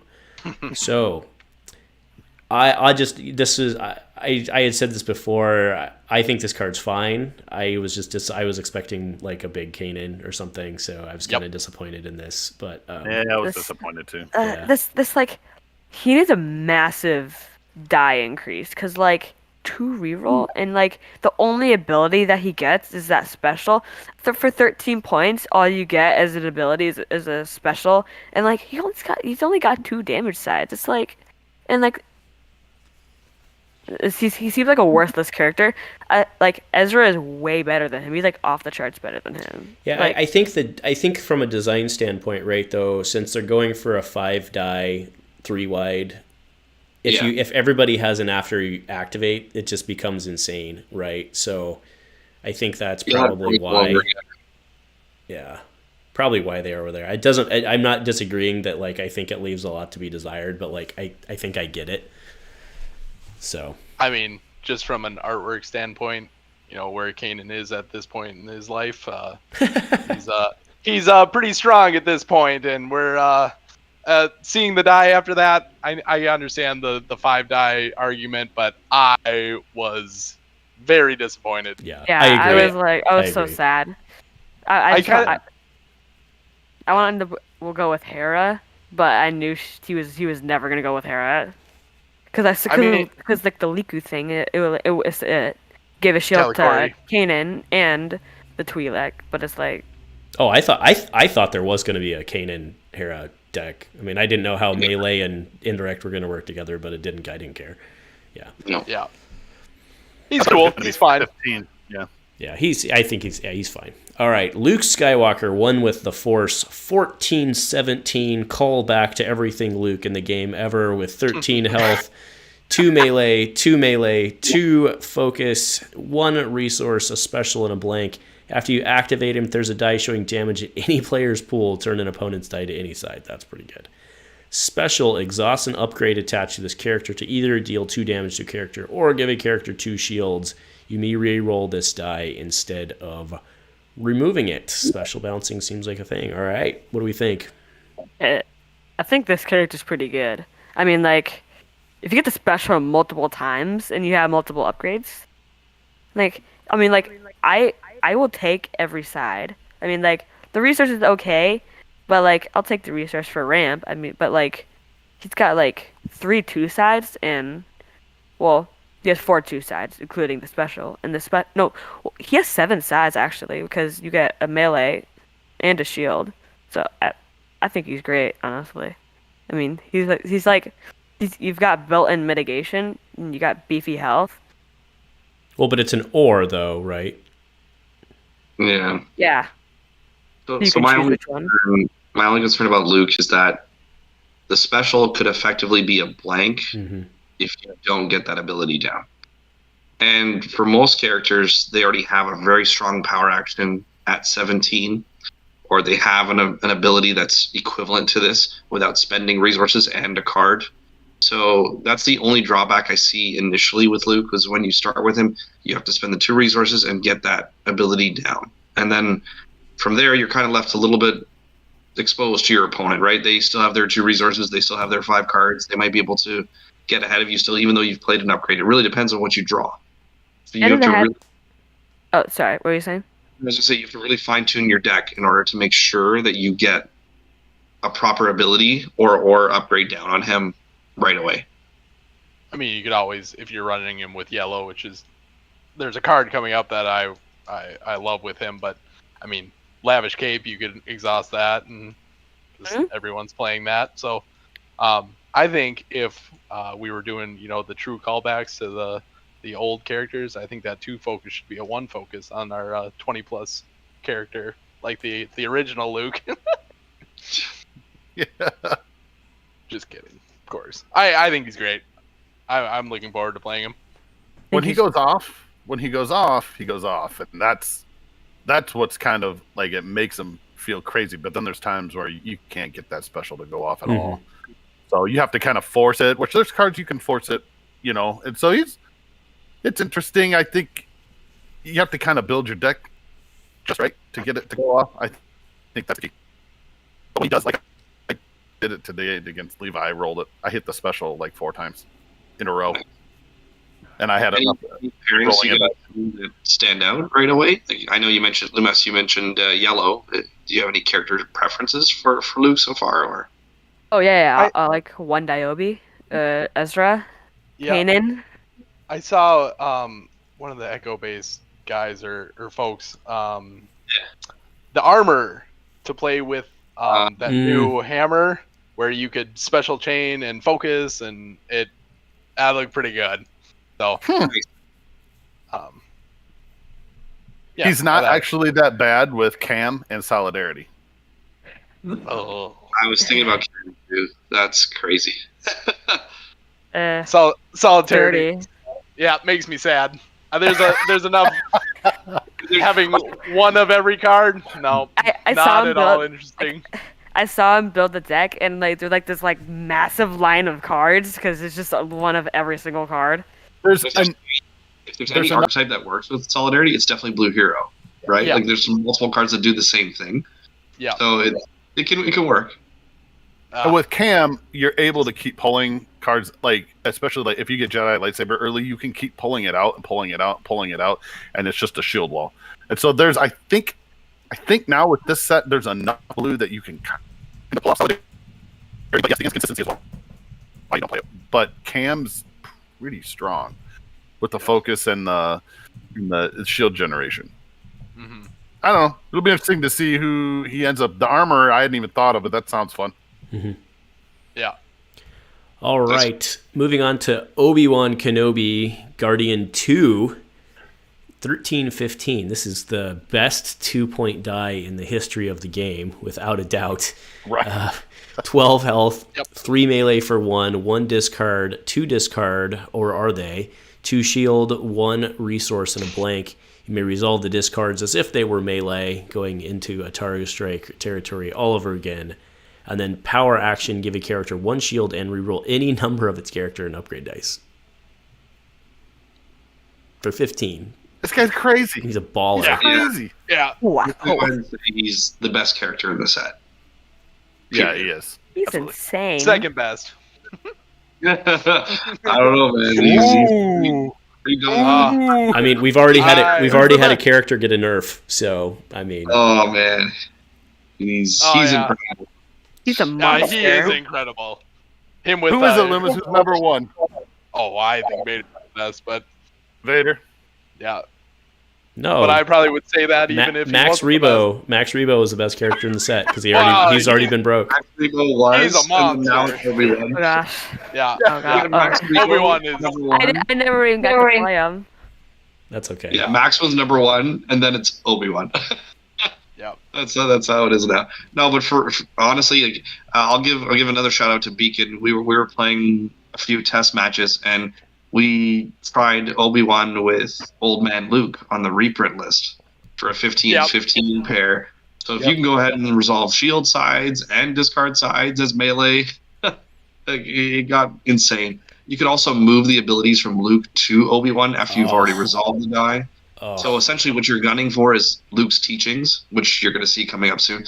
You play it on Luke, resolve it, draw another card, move it over to Obi-Wan, draw another card, and it just gets out of hand consistently. It's a really good deck. It's like there's so much room for like the dice. Like if they have no cards, it's a 2 melee. I mean, like usually I will resolve that discard. I will resolve the discard as a discard, not as the melee, because the 2 discard has so much more value. But I love his power action too, because it works with him with Guardian, or it works with Luke if they're going for him. Like you can give him a shield and then reroll his specials that might be out there because you already have an exhausted upgrade. Like I love that Guardian too. Like I think it's a really interesting thing that they added. Because I never even thought of that. Like you can take double ones that could be like big dice. As Like- elite or a single die, right? You can use them in plethoras of different decks. We were also talking about the possibility of using them with Chewbacca, right? So then when you get the Yeah. Guardian ability, you're pinging. Plus Heroic Protector. Yeah. So people don't realize that Heroic Protector actually resolves for both of the dice that he's removing. It's the VPD. Same idea, right? So it triggers multiple times. So Vader, Big Daddy Vader over there, rolls out his nice 7 3. damage or 8 damage. He's about to eat it back plus another 2 from the Guardian. So, and then Chewie can just heal him. Yeah, it's pretty nice. 8 damage. Yeah. That's like a kill shot. That's You insane. can one-shot someone. Yeah, there you go. Yeah. It's They like rolled out like one. like they bring Is he- Obi-Wan. It's like I give up. Is there an Yeah. argument that he's better as a single die?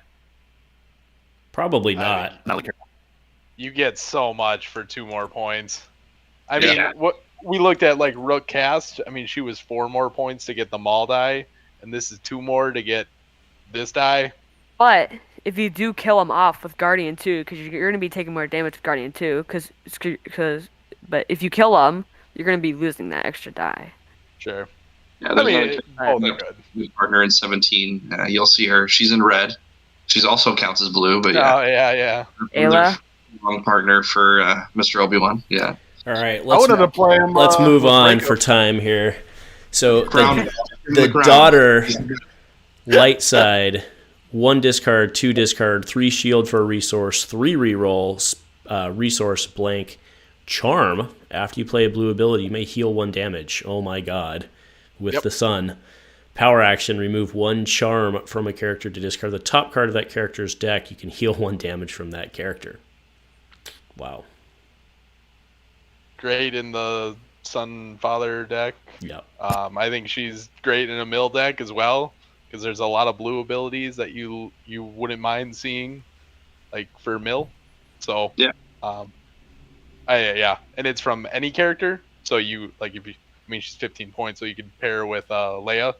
So you play it on whoever, and then you get the heal as well. I think she's great. He has Yeah, amazing dice, and like Yeah. a 2 discard, great. 3 shield for a resource. It's like it's good. I'll take that. A 3 reroll, it's pretty good. I mean, like I think she's pretty. I think she's pretty good. She's got 12 health. That's normal. Charm, and like I mean, like if you play an ability, like that's 2 heal almost each round. I think she's a really good character. She's milling from your hand and from your deck. So really, really versatile. I like the idea that Luma said with Leia. I think that's the best hero pairing. But obviously, you want to play her with the Sun. Those 2 decks are the way you're going to see her. Yeah. Yep. Well, and you get the Leia power action every single time. I mean, I know you can do that with the 3 wides, but I always kind of like 2 wides myself.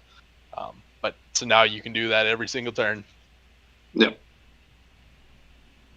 All right. There, I don't know how to say this, but it's the old dude, Terra Sinoob. Sanubi, there you go. All right, so 8-10 for 9, 1 plus 2, 2 reroll, 2 reroll, resource a blank, character Jedi, PA, resolve 1 of your blue dice. If it were showing a reroll, you may reroll any number of the rerolled dice. So there's one deck floating out there now. I don't know if you guys have seen it. They've labeled it as the reroll deck, right? The So she reroll warriors. Oh my gosh, that is the most annoying deck I have ever played in my life. Yeah, It's Couldn't Finn, I do assume. anything. It's- I it fits can't, like, right in there, eh? It's Finn Yeah. and Ezra, I assume. yeah. so Oh, single my die God. Finn, single die Sanubi, and Elite Ezra with high stakes. That So it was really good because like you're not gonna spend a resource to remove a reroll. It's like that seems bad. You just gotta hammer down Finn right away. Like if you can't kill Finn right off, then like they're guaranteed to win. Good For luck sure, trying like, to kill for Finn. sure. Yeah. First aid to the rescue. 4 heal. yeah, I played the deck competitively already. I've seen it a few times in League, and I'm not too sure even if Finn is the correct target to even go after first. It seems that way because you Really? want to shut down the reroll, but he's only a single die.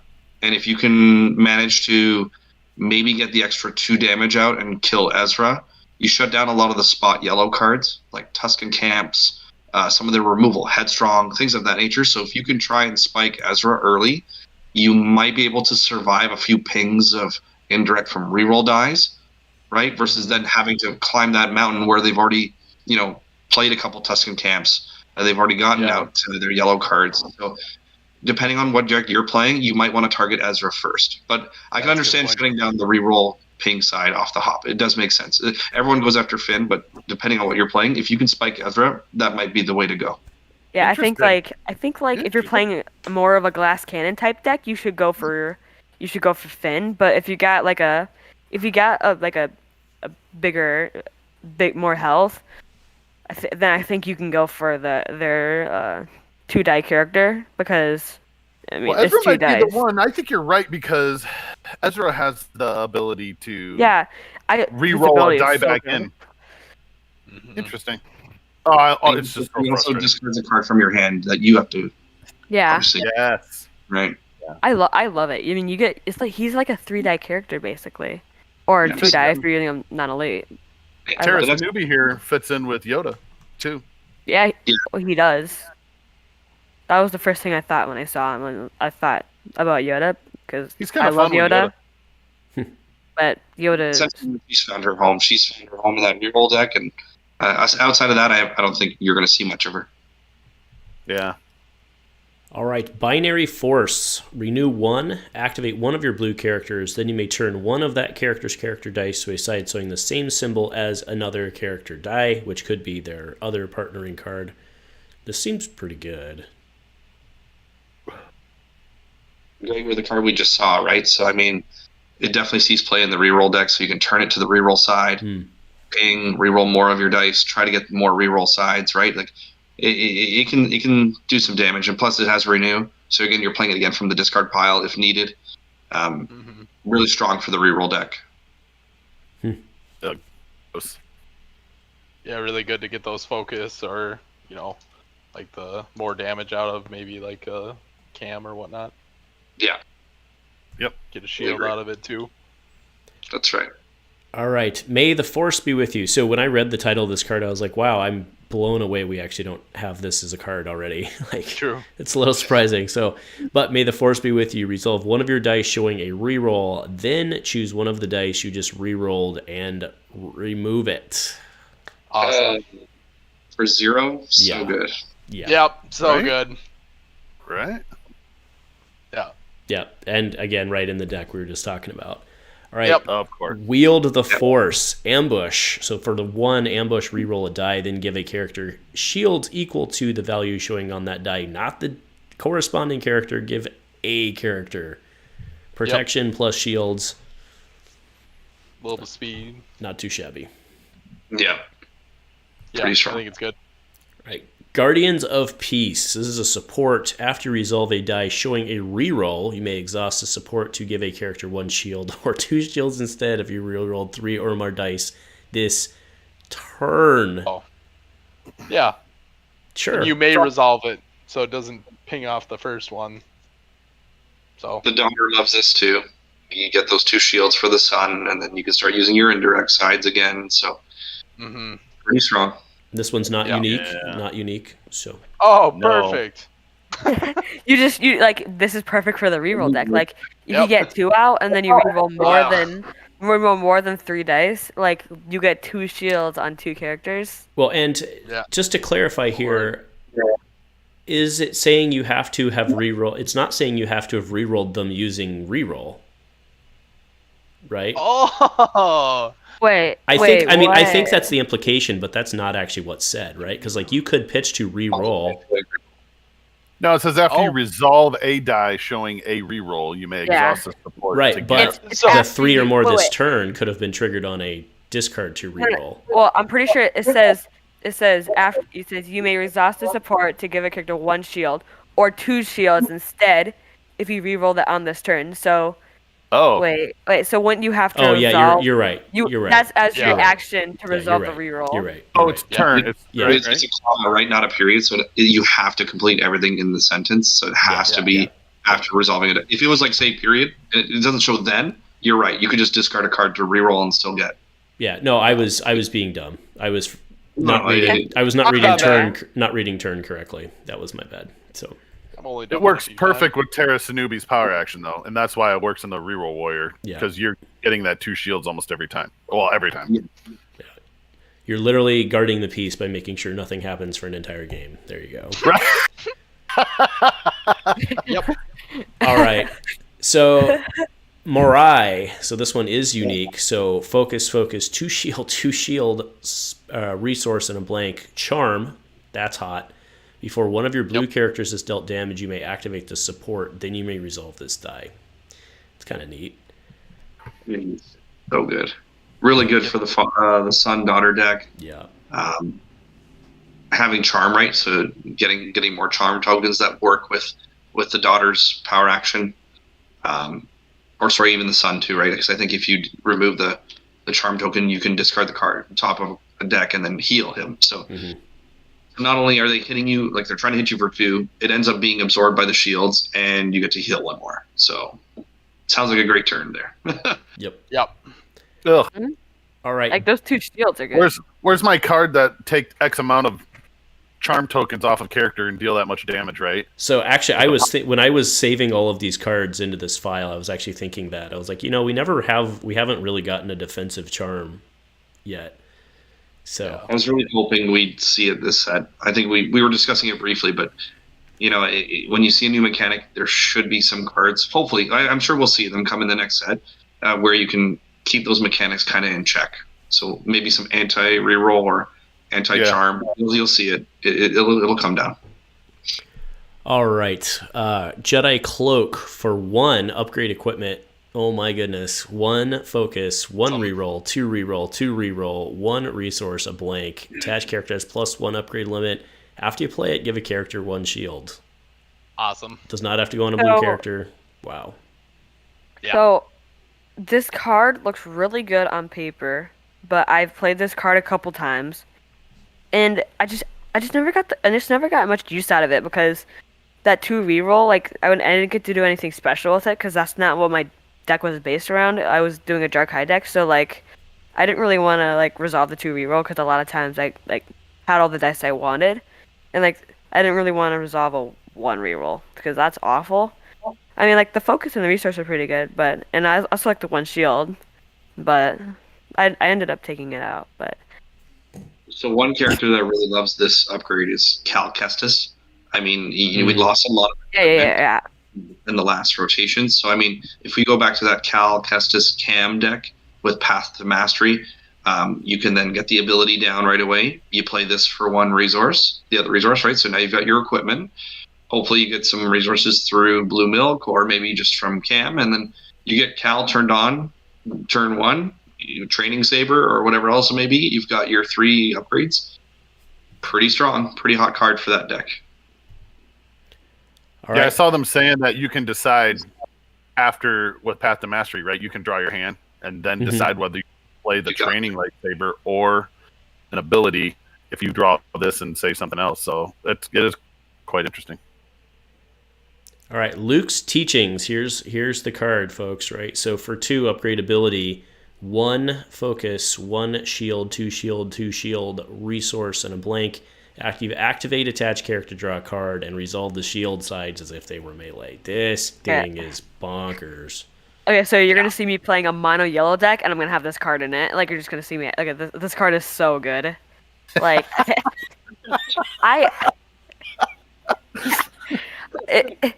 you get to draw a card. Like basically, like after you play and activate the character, it's almost like you didn't play the card because you keep your hand size of what you had, and you got the option to have shields or damage. It's like everything you need in a card. Like draw more cards, shields. Old man Luke is still on the reprint, so I mean, you give him a 3rd die for 2 resources. Yeah. Pretty awesome. Yeah, I love this card. This is a really well made card. It's a well-made character. I mean, I'm happy to see that he's still there. So, yeah, more return of the Jedi artwork as well. So, I love it. Nice. All right, Obi-Wan Kenobi's lightsaber, 1 melee, 2 melee, +2 resource, and a focus and a blank. Redeploy. After you resolve this die, if it's on Obi-Wan, you can exhaust it to heal 1 damage from a character. That is a good like that is like so busted with Obi. That is so good. Like you get redeploy, you get pretty good damage sets, and you get heals. Like I love it. Like Obi is already amazing. Like you get his amazing upgrade with it too. This is like so good. Yeah. Obi to 16. I'm calling it right now. Obi to 16. It's probably going to happen. Yeah. He'll be at 13, 16. Just play Cam. So busted. I just want to figure out how I can play this on Reiko. You can. I know. Yeah. Yeah. Yeah, you just gotta find a blue partner. Yeah. Exactly. That's the problem. Kanan. Oh. Yeah. I agree. Yeah. Wah, wah, wah. Yeah.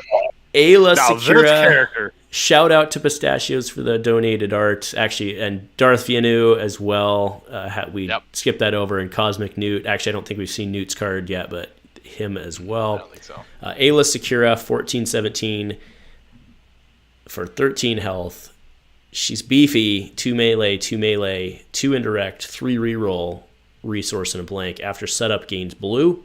PA, roll a set-aside clone trooper into your pool, and then you may re-roll that die. And just a reminder, that's a gun, two indirect, resource, blank. All for 17. Pretty good. Okay, She's so out. I like her. Go away, Levi. You don't know anything about Ayla. All Okay. you've done is lose to Ayla. That's all you know.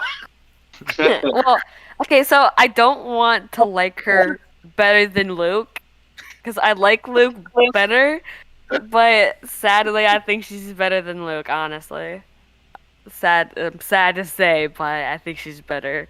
I've lost too many times to her. Her blue skin.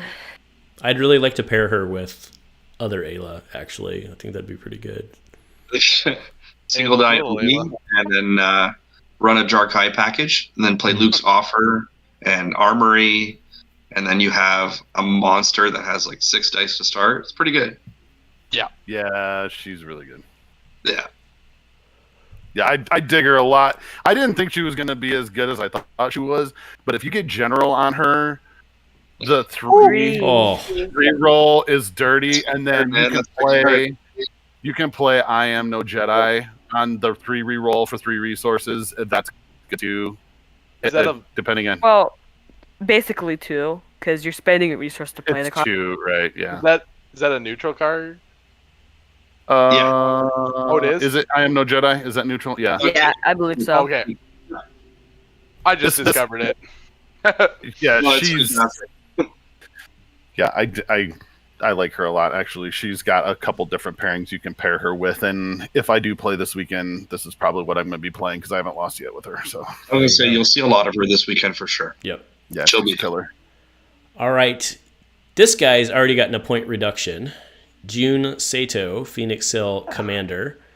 1 gun, 2 indirect, 3 shield for a resource, blank, 11-14. After any player activates a capital ship, you can activate this character. And then PA, choose a capital ship and force its controller to activate it. Give a character 1 shield. Okay. He's cool against like the executor because they have to exhaust it to get one of the dice in. And the action shooting is kind of cool, but I don't know if there's enough capital ships to really get the good. I think he's I think he's one of those characters that are like a tier 51. No, I'm just kidding.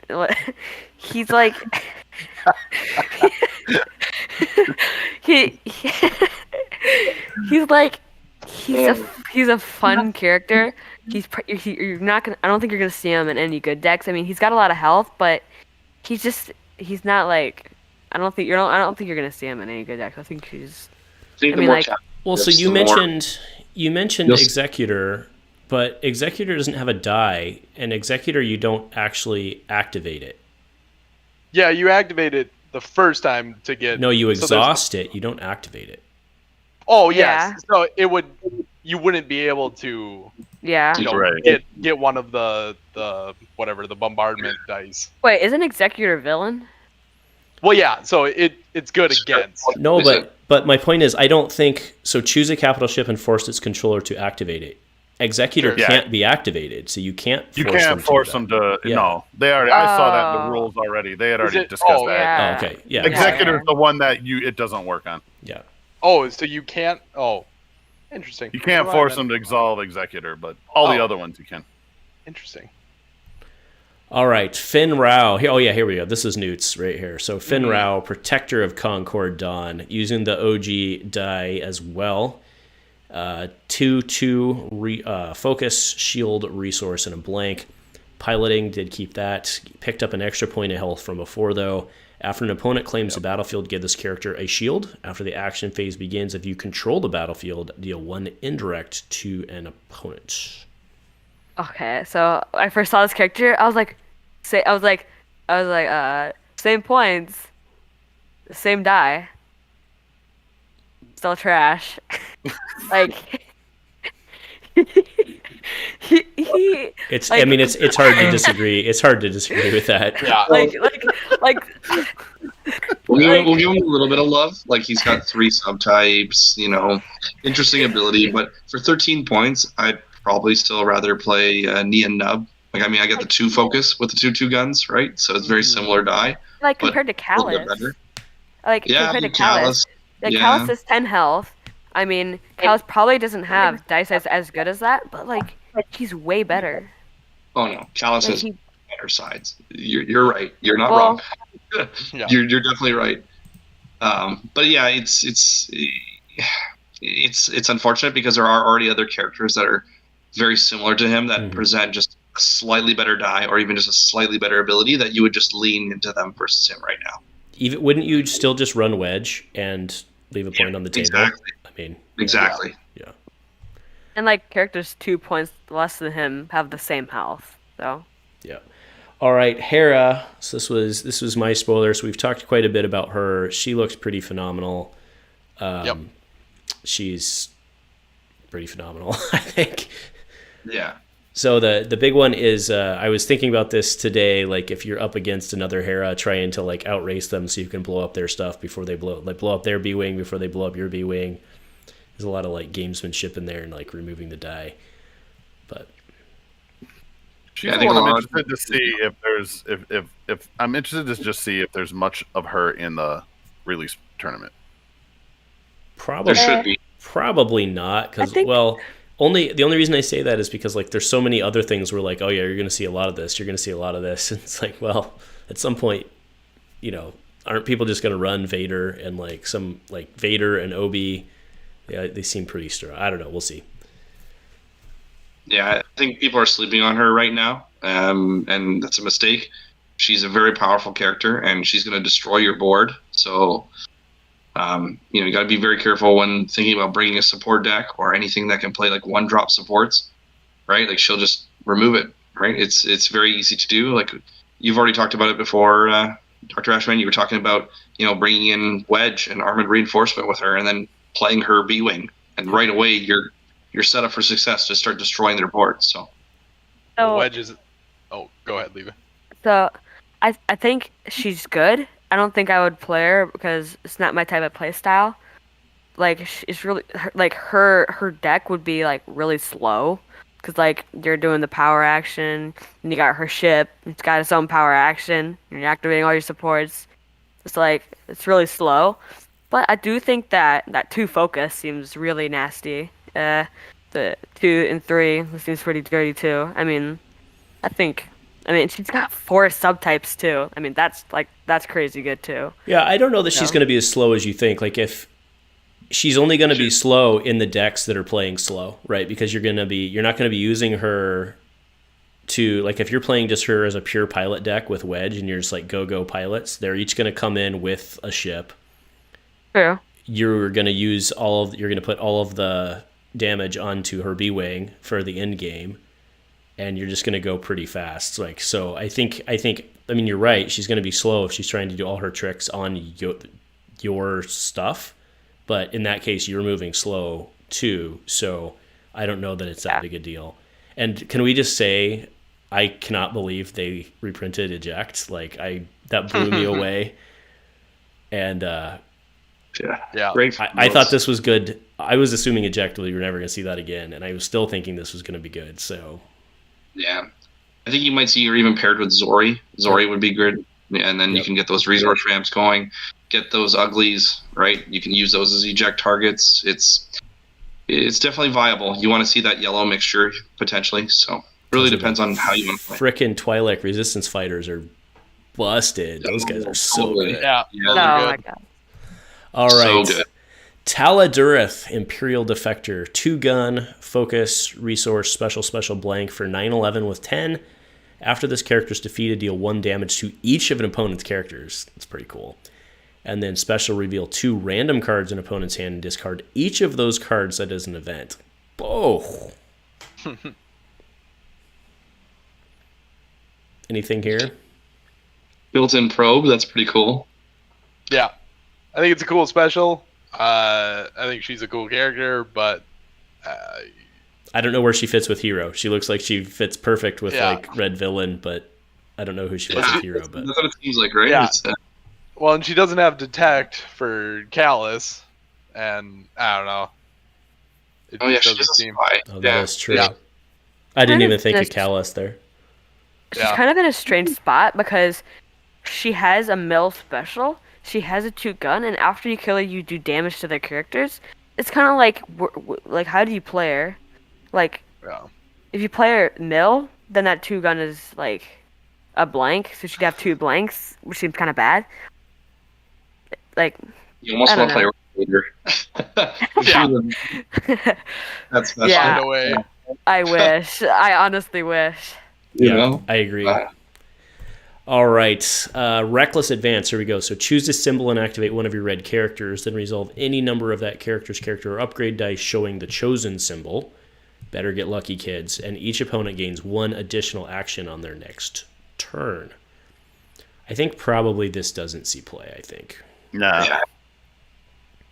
I was gonna say it would have to be with someone like a Wedge, Yep. who's got all the gun sides and playing Westars and things like that. But since you If can't you really didn't use, have to choose the symbol before, it might see play. Not only that, it has to be a red character too, right? It can't be. Right. So that's really where it limits it, right? And Like, you if you don't get played- the pilot. Like, if they pilot, they don't get the yeah, you ship. can't get piloting. Yeah. Yeah. All right. So if it was a Saw Gerrera die, like you could say it's a yellow character, sure. Now, Oh, okay, now fair you're enough. gonna play, right? But since it's red, I think that's where it kind of parks the bus. You're not going to see it. All right, this is our rebellion. For 1, remove 1 of your red dice not showing damage, then remove up to 2 of an opponent's dice showing the same symbol as that die. Not Yeah. a fan. Eh. That I just feel like this one's very. I mean, it could be very good, but it also seems like it's you kind of want to play it maybe in mill, and now you can't remove damage sides. I think it's hard to pull off. I'd Right. like to do it when I see opponents' resources, right? If I have a resource side and maybe Sure. remove that probably But it costs you 1, right? So exactly. yeah, That's the Well, and then downside. it would cost the 1 for the resource as well. Right. So yeah. Yeah, I don't know. I think there's probably better cards. All right. yeah. Vision of Hope. This card art is phenomenal. Phenomenal. Play only if you control the battlefield, remove an opponent's die, then heal 2 damage from a character if there's another copy of this event in your discard pile. Good. Yeah, it's good. Yeah. Rex. You're going to have the battlefield majority of the time. hmm Pyre, well, if he was a hero, but yeah. yeah. anybody that can get that battlefield, right? So it's pretty good for them. I'd say Rex sees a lot of this. So if you could get, if you would run it in Benthic, right? If you were running red yellow with Benthic, right? Yeah, I think definitely. Interesting. All right, Echo Base support location. This is unique because it is frickin' nominal. Action: exhaust the support to reroll a vehicle die, then give a character shields equal to the value showing on that die. I'll take my 7 shields on the planetary. But I guess that's not, Yeah. that's not a vehicle, but yeah, you get the point. Like, yeah. Well, it's to re-roll a vehicle die. So it could be your opponent's, but I don't think planetary bombardment's vehicle. No, I it's think not. It's not. It's. Art, I think yeah. it's artillery. Is that right? Yeah, I want to say it's artillery. Yeah. But with I Ugly, think- right? Ugly Yep. is pretty good. Ugly's new best friend. Yeah. This is really good. I think you even run 2 of them because I think it's that good. I think you run 2 of them Yep. in a vehicle deck. Absolutely. All right, Hera's. I am super hot on this card. Hera's Prototype B6, 2 gun, 2 indirect, +2 indirect, 2 shield, resource, and a blank. Ambush. After you resolve this die, place 1 damage on a support in play.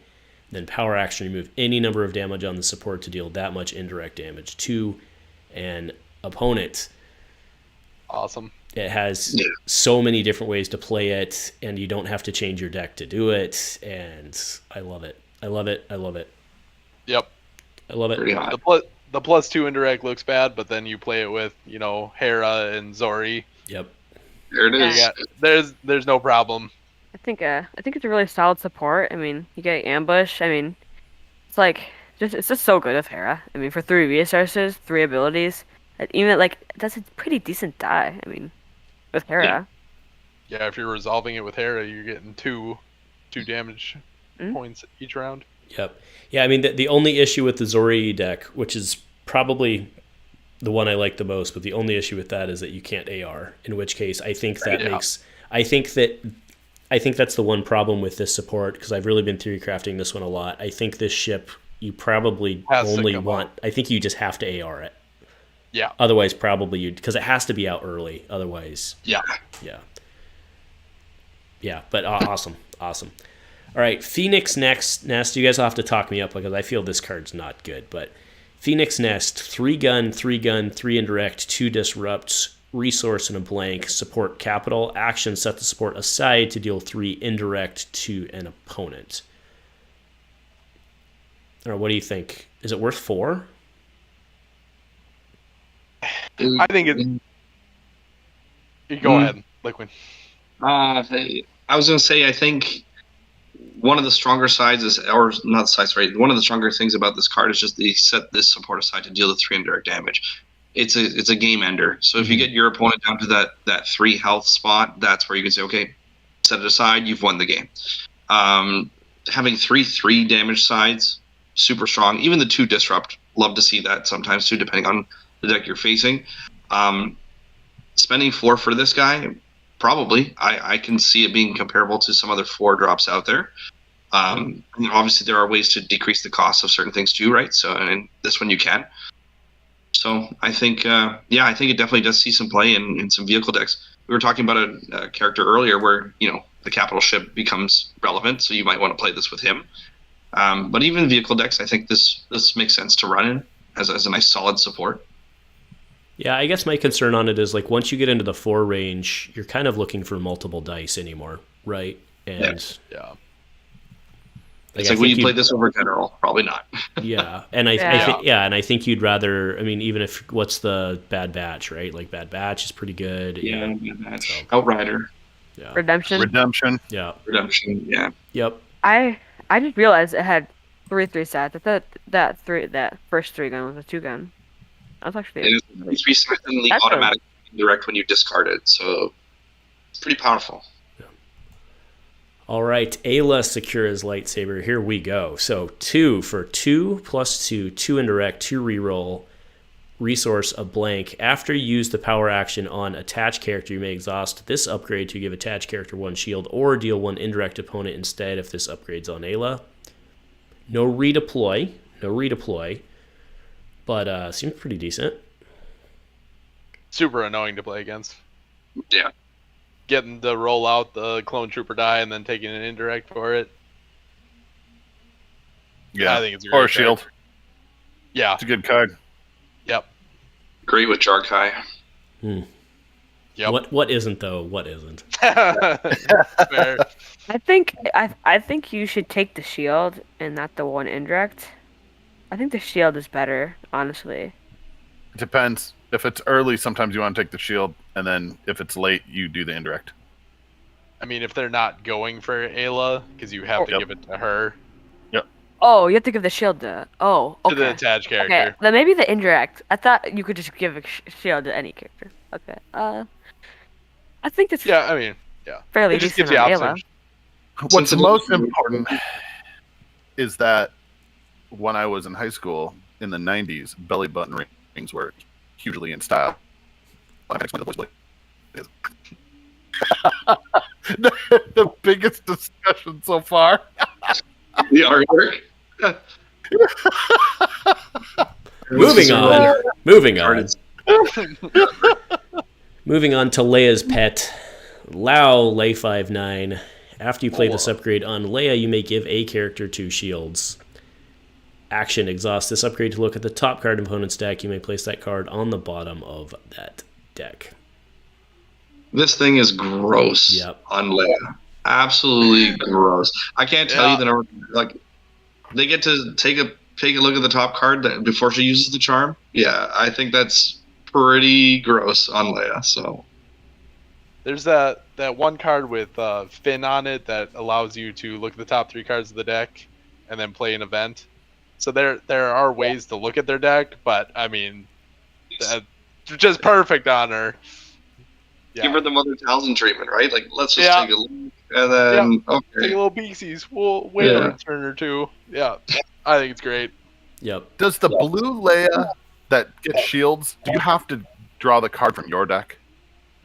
Yes. You know, It's Yeah, your deck. you have to reveal that's the your only deck. thing I was like, man, this would be awesome if you could use it with the blue Leia and you could check your deck to see, but it's got to be an opponent.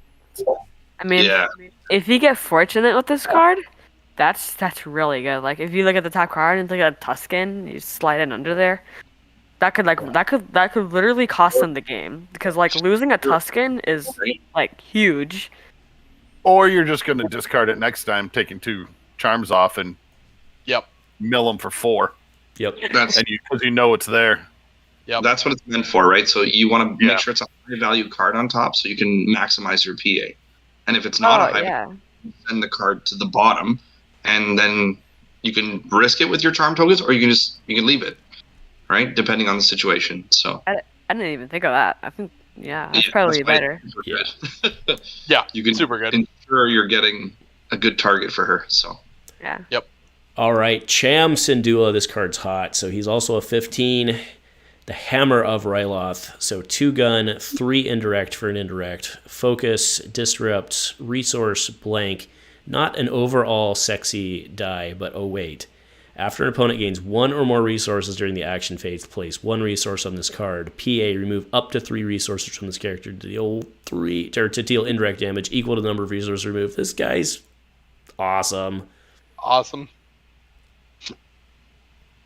I don't know how I mean, much play he'll actually end up seeing, but like he's a perfect safety valve design character, right? Like this is top notch. Well done. Yeah. So for his ability, it's per resource die resolved, or is it in one action of, like, say for example, if you resolved a 1 resource with a +2 resource, do you then place that many tokens based on the number of resources they accumulated, or is it based on the dice? Yeah, so it would be, so if they resolve, let's say they have a 1 resource, a 1 resource, and a +2 resource, you would put 2 resources on when they resolve the 1 resource and then the modified. Right. Yeah. Okay. Because the die, yeah. Each As die long as is it's an not a- independent event, right? Yep. Yeah, so you'd only get 2. Okay, that Yeah, makes sense. when you Because- resolve modifiers, it's Together. Because it would be Together, yeah. 1 or more for the modifiers. Right. You would only get Yeah. the 1. Yeah. Right. It's a good thing to point out because, sometimes people just think, well, I'm resolving 5 of them. Well, no, you're really resolving a 1, Yeah. so. But there is ways to make your opponent gain resources. Let's make a deal. Everybody profits. Blue milk. Truce. Blue milk. There's Yeah, absolutely. Yep. Not like nobody's gaining resources these days. Yeah, I mean, I'm not exactly in the giving my opponents free resources business, but Yeah. people don't not resolve resources on the table. So, I mean, the question with him, I guess, is the trade-off of him having a pretty substandard die for a 15-point character worth that? Maybe not. But, if we run into a heavy support meta, you have this guy as a safety valve. I think it's exactly what we need. Exactly what we need. All right, this guy is really good. Ezra Bridger, 9/12 for 10, yellow. Melee, 2 reroll, 2 reroll, resource blank. After setup, he gains blue, and then PA, resolve 1 of your dice showing a reroll, rerolling it instead of removing it. Then force an opponent to discard a random card from their hand. So you're bouncing, you're rerolling, you're discarding, you're pinging if you're with Finn. We already talked at length about that deck. What am I missing on here? Why is this guy not good? no, yes. Yeah, he is, right? It was good. Yeah. Better He's than good. Kanan and unfortunately. He's nice better than to- Kanan at 12. Yes. It's nice to finally have a good playable Ezra. I think that the game has been dying for this. How many sets have we seen Ezra come out? Not only did the art look terrible from FFG, this looks much better, and the character's actually playable. So Yeah. I think this is a big win for everybody. And I remember it's like Pop thought all the Star Wars shows were dumb, so like oh look at Ezra, he's like he's trash. And, like he'd be like terrible, and Pop like you don't even know who this character is, and it's like it's into Game of Me were super into Rebels for a while, and kind of And happy I that keep finally. forgetting. Love Rebels. I Yeah, keep forgetting when you resolve that die shown to reroll, you can force them to discard a card. I forget that every time. Oh, good. And to So remind it you. is not After- optional, by the way. It is Yeah. not a ban. Okay. So that is game state. All right, Han Solo charming smuggler using the Legacies Han die who saw the table all of like 3 times. One gun. Spark Hope. Spark Hope. Spark. Right? Oh, it's Old Man Han. Oh, my bad. Yep. My bad. Yeah, it's Yep. the old man Hyundai. That's right. The Legacies Han had a pay side resource, I Yep. think. Yep. All right. So 1 gun, 2 gun, discard, resource, and a blank. Charm and piloting with being a scoundrel, as you'd expect. Power action. All right. This is a mouthful. Remove 2 charm tokens from a character to reveal that character's controller's hand. Then you may choose a card in that player's hand with a cost of 3 or less to roll its die into your pool and resolve it if able. Otherwise, remove it. Meh. I wanted it to be so good with Chewie. I wanted Yeah. to do a Chewie. Yeah. I am honestly, Han. I'm kind of disappointed. I mean, I think it's each other round you get. Yeah. You possibly, depending on what's in your hand, you could like roll in a true die and resolve it if you're running blue. But like, I don't think he's gonna see play You at can all. do it. I built a Chewie Han, and you can get a lot of supports out with the 2 of those, but like you got to get Wuhar down, or you got to get somebody that support that throws charm out. Then you can do it every round. But it's if they would let you leave the die in there, it has to be resolved. And so a lot of times I roll it, I get nothing. Vibra dice only, or the Vibra sword only has 66%. So Well, and I don't know. that's 4 anyway, but yeah. Yeah. When I first read that card, I thought it was roll the dice on the card in your pool. So I thought you could do Jedi Temple cards and roll double dice into your pool and resolve it. I was like, I'm gonna make a Luke Han deck, but then I realized you can only roll in the 1 die. Yeah. This one kind of makes you miss the transformation Han that we just saw rotate up. I know a lot of people are maybe tired of seeing him hit the table, and yeah, earlier on he was maybe a little OP at 13 points. That's why they moved him to 14. But if you compare the die and the ability, it's sad. It really is sad to see that Han Solo is not living up to how infamous he is, how great of a character he is. When you look at this one, it's a little disappointing, but it is what it is. Not everyone can be super powerful in the game, and I don't know, hopefully in the future we'll see more Han Solos, maybe in different colors or different formats. I was expecting to Still see waiting maybe on that like Wild Horizons Red Han, right? exactly. Yeah. I don't. Yeah, I'm not a fan of the fact that you have to remove 2 charms from this, Right. because that makes it feel like it's on par with something like Leia's power action, and I think that Leia's is 1,000 times better than this. So, and seeing Max come up eventually makes 2 charms feel even worse. All right. Cowlin Roken, Jedi Protector for 9, 11, 10. Man, there's a lot of folks in this 9, 11, 10 price point. Mhm. All right, 1 gun, 2 indirect, 1 shield, 2 shield, resource, and a blank. Remember when that kind of die would have been like a 15-point character? Oof. While you control an apprentice or Jedi, this character has Guardian. So PA, heal 1 damage from one of your characters. Deal 1 indirect to yourself. Cool. It's cool. Yeah. I feel like they built this guy just for Qui-Gon. This guy's pretty funny. Yeah. He's got a fun deck with Qui-Gon. Yeah. He can heal him. He's got the shield sides. Yep. What's that? You could definitely see him in some 3 wide decks too. Mm-hmm. Yeah. Like even playing him a die for 9, that's not bad. All right. Guardian. A step ahead. Good old Infus Nest. That's right. We don't have an Infus Nest, do we? Spot a die showing a resource cost to gain 1 resource. Spot a die showing an indirect damage cost to give character 1 shield. Really like the design space on this type of card. Yeah. I think it's cool. So what I thought is, you run that. Oh, it's hero, but still, you find one of your cost sides, and then you gain the resource, and then you don't resolve the die. Like you just use it as a free resource just to play an upgrade, and then you chuck and reroll. That's what I thought for this card. Well, you still But- could. Yeah. You could still resolve the die. Yeah, and it's not a then in between the two, so Right. if you only have one of them, that helps out. All right, Asteroid Sanctuary with Ambush. Remove one of your vehicle dice to heal 2 damage from one of your characters for 0. I think that's pretty good. Great. Pretty good. Very good. I don't know. I think I don't know it's if there's a- much more to say. Oh, go ahead, Levi. Yeah, if you got a stranded blank out there or something, you can. Yeah.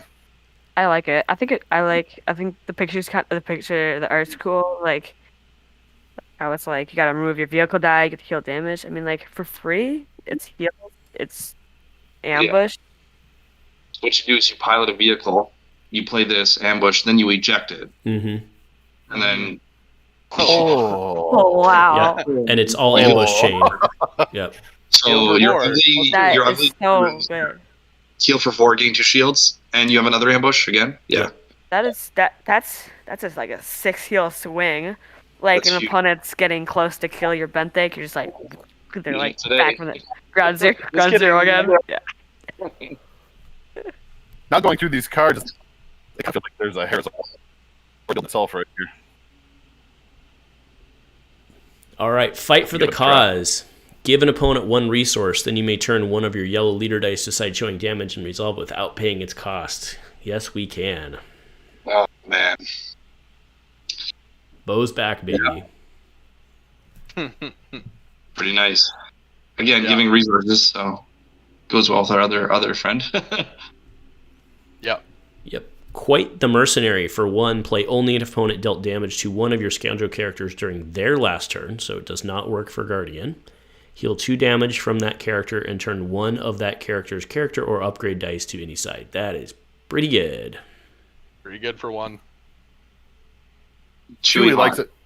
Yeah, what- Chewie. Yep. What's the rally card with the Wookiee on it, right? Like, I think that one's gone, and this one takes that spot, I think. Or run them Yeah. both, I suppose.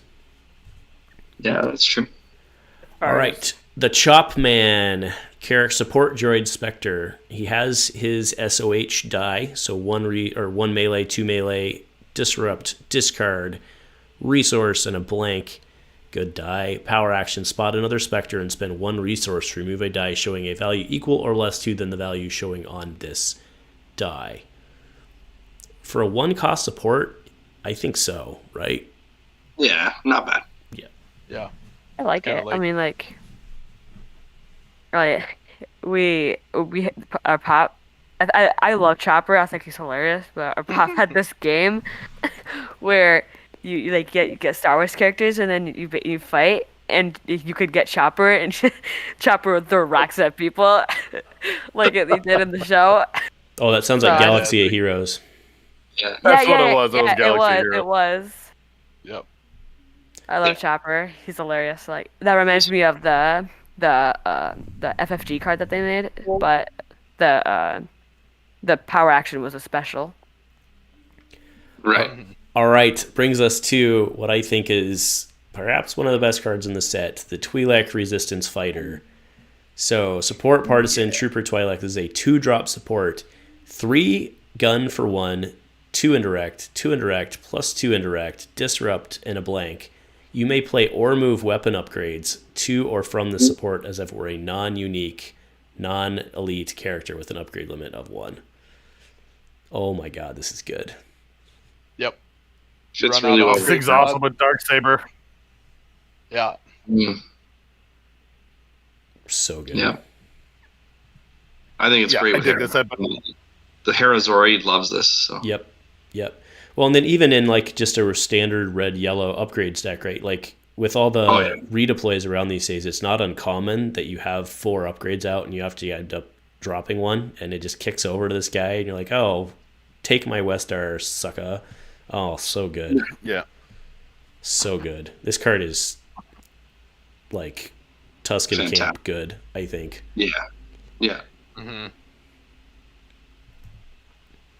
All right, Beskar Hammer. That's So yeah, awesome. we talked about this one. So 2 costs, so 1 melee, 2 melee, shield, resource, and a blank. Redeploy. After you resolve this die, showing damage may turn a character die to any side. A character die to any side. That could be yours. Yeah, I can see that, Luke. Armor, actually, that's pretty hot. Yep. That's pretty Yeah, hot. 'cause you use her special to change this weapon to the 2, then you focus Luke to his special, and then you're still resolving specials. So you exhaust this, do 2 more, reroll. The person had 2 of them out, and it was awesome. You said it's from Echo. It was probably Keko. Keko is a big Luke Skywalker fan, right? So he's probably playing it. Yeah, I think it was DJ. I think his name is. Oh, But- did you say that? Yeah. DJ Clara. So, yeah. Wow. That's But good. yeah, it was awesome. I was like, I'm a fan. I'll play yellow hero for once in my life. Well, you got high stakes with that too, then with Luke and the armor, right? Yes. She's 12? is she 12? Yeah. Yeah. Okay. It seems pretty good. I'm gonna have to try it. All right, Renowned. I like this upgrade. I like it. So 1 drop for a +1/+1/+1, a focus, a shield, and a blank. Unique only. The modifier can be resolved with any one of attached characters' character dice showing any symbol. Pretty good. Not an ability, though. When I see this card, I see a +1 resource, +1 resource, +1 resource. What focus? What shield? Yeah. Pretty much. I was gonna say I don't think like Leia and Padme run too many upgrades in their decks, so it'd be a good mill deck or mill card Yeah. as well. +1 discard, +1 shield. I like it too. Yep. I think you'd use the pluses on not damage, because like if you're gonna play an upgrade, you should probably wait to get bigger damage for an upgrade that can do more damage.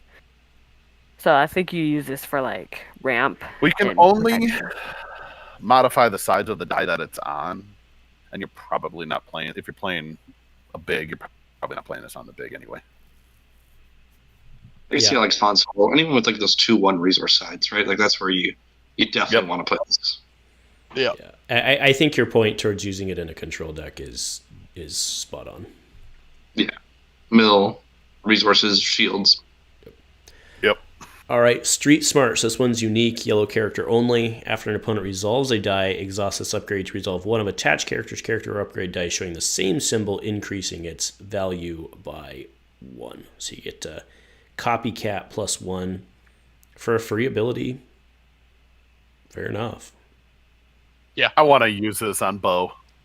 I want to try this on Bo, where you use her power action force on the resolve, and then you resolve yours. Their power action to force. I got it. Got it. Right? Kind of gets too. Yeah, that's a good idea. I think this card is overpowered. I want to try honestly. it. I want to try to be fun. Like for free, it's an upgrade. I mean, you get like resolve your dice, increasing its value. Like But I mean, Like, it's it is it's unique. using an upgrade slot too, though, right? So there's opportunity cost there, but it's very good, I think. yeah, it's like This one good. This one's also the gain 1 extra resource. This is how I look at it, because you really want to get this out, and then when they resolve a resource, you resolve 2, right? Yeah. That's what. It's Or most you got a 2 resource out. most characters have like a resource side, so like I think it's pretty good. All right, The Path. Include only if you have a Jedi on your team. For 2, after setup, choose a non-Jedi character as Guardian. Exhaust this plot to heal 1 damage from an apprentice or Jedi. Does this see play? Probably I don't not, know. right? I think you could probably already find. Played over this. Yeah, and I think you could probably already find someone who is a guardian to accomplish this goal. Yeah. I don't know. I agree. It's cool, but That's what I've been Straight trying to figure out, is who you could use that's not either already a guardian, you know what I mean, to use it with. who that's But not you're a guardian. guardian. I mean, Right. you could turn a Jabba into a Guardian or something. I don't know. I don't know what the play is, but... OTD! All right, so next up is Ned B, who is also a phenomenal upgrade or support. So for 2, you get 1 gun, 2 gun, 2 melee, plus 3 melee for a resource, which is interesting. Shield and a blank. Action, set the support aside to give a character 2 shields. What is not to love about this card? I think this is a really solid card. Like, Yeah. it's just 2 shields, damage, and it's hero gray. Like, Yeah, one deck that really loves this card is Yadi Mundi with the Lars family and high stakes. So essentially, Lars can go and fish him out for 1 resource. That's pretty good.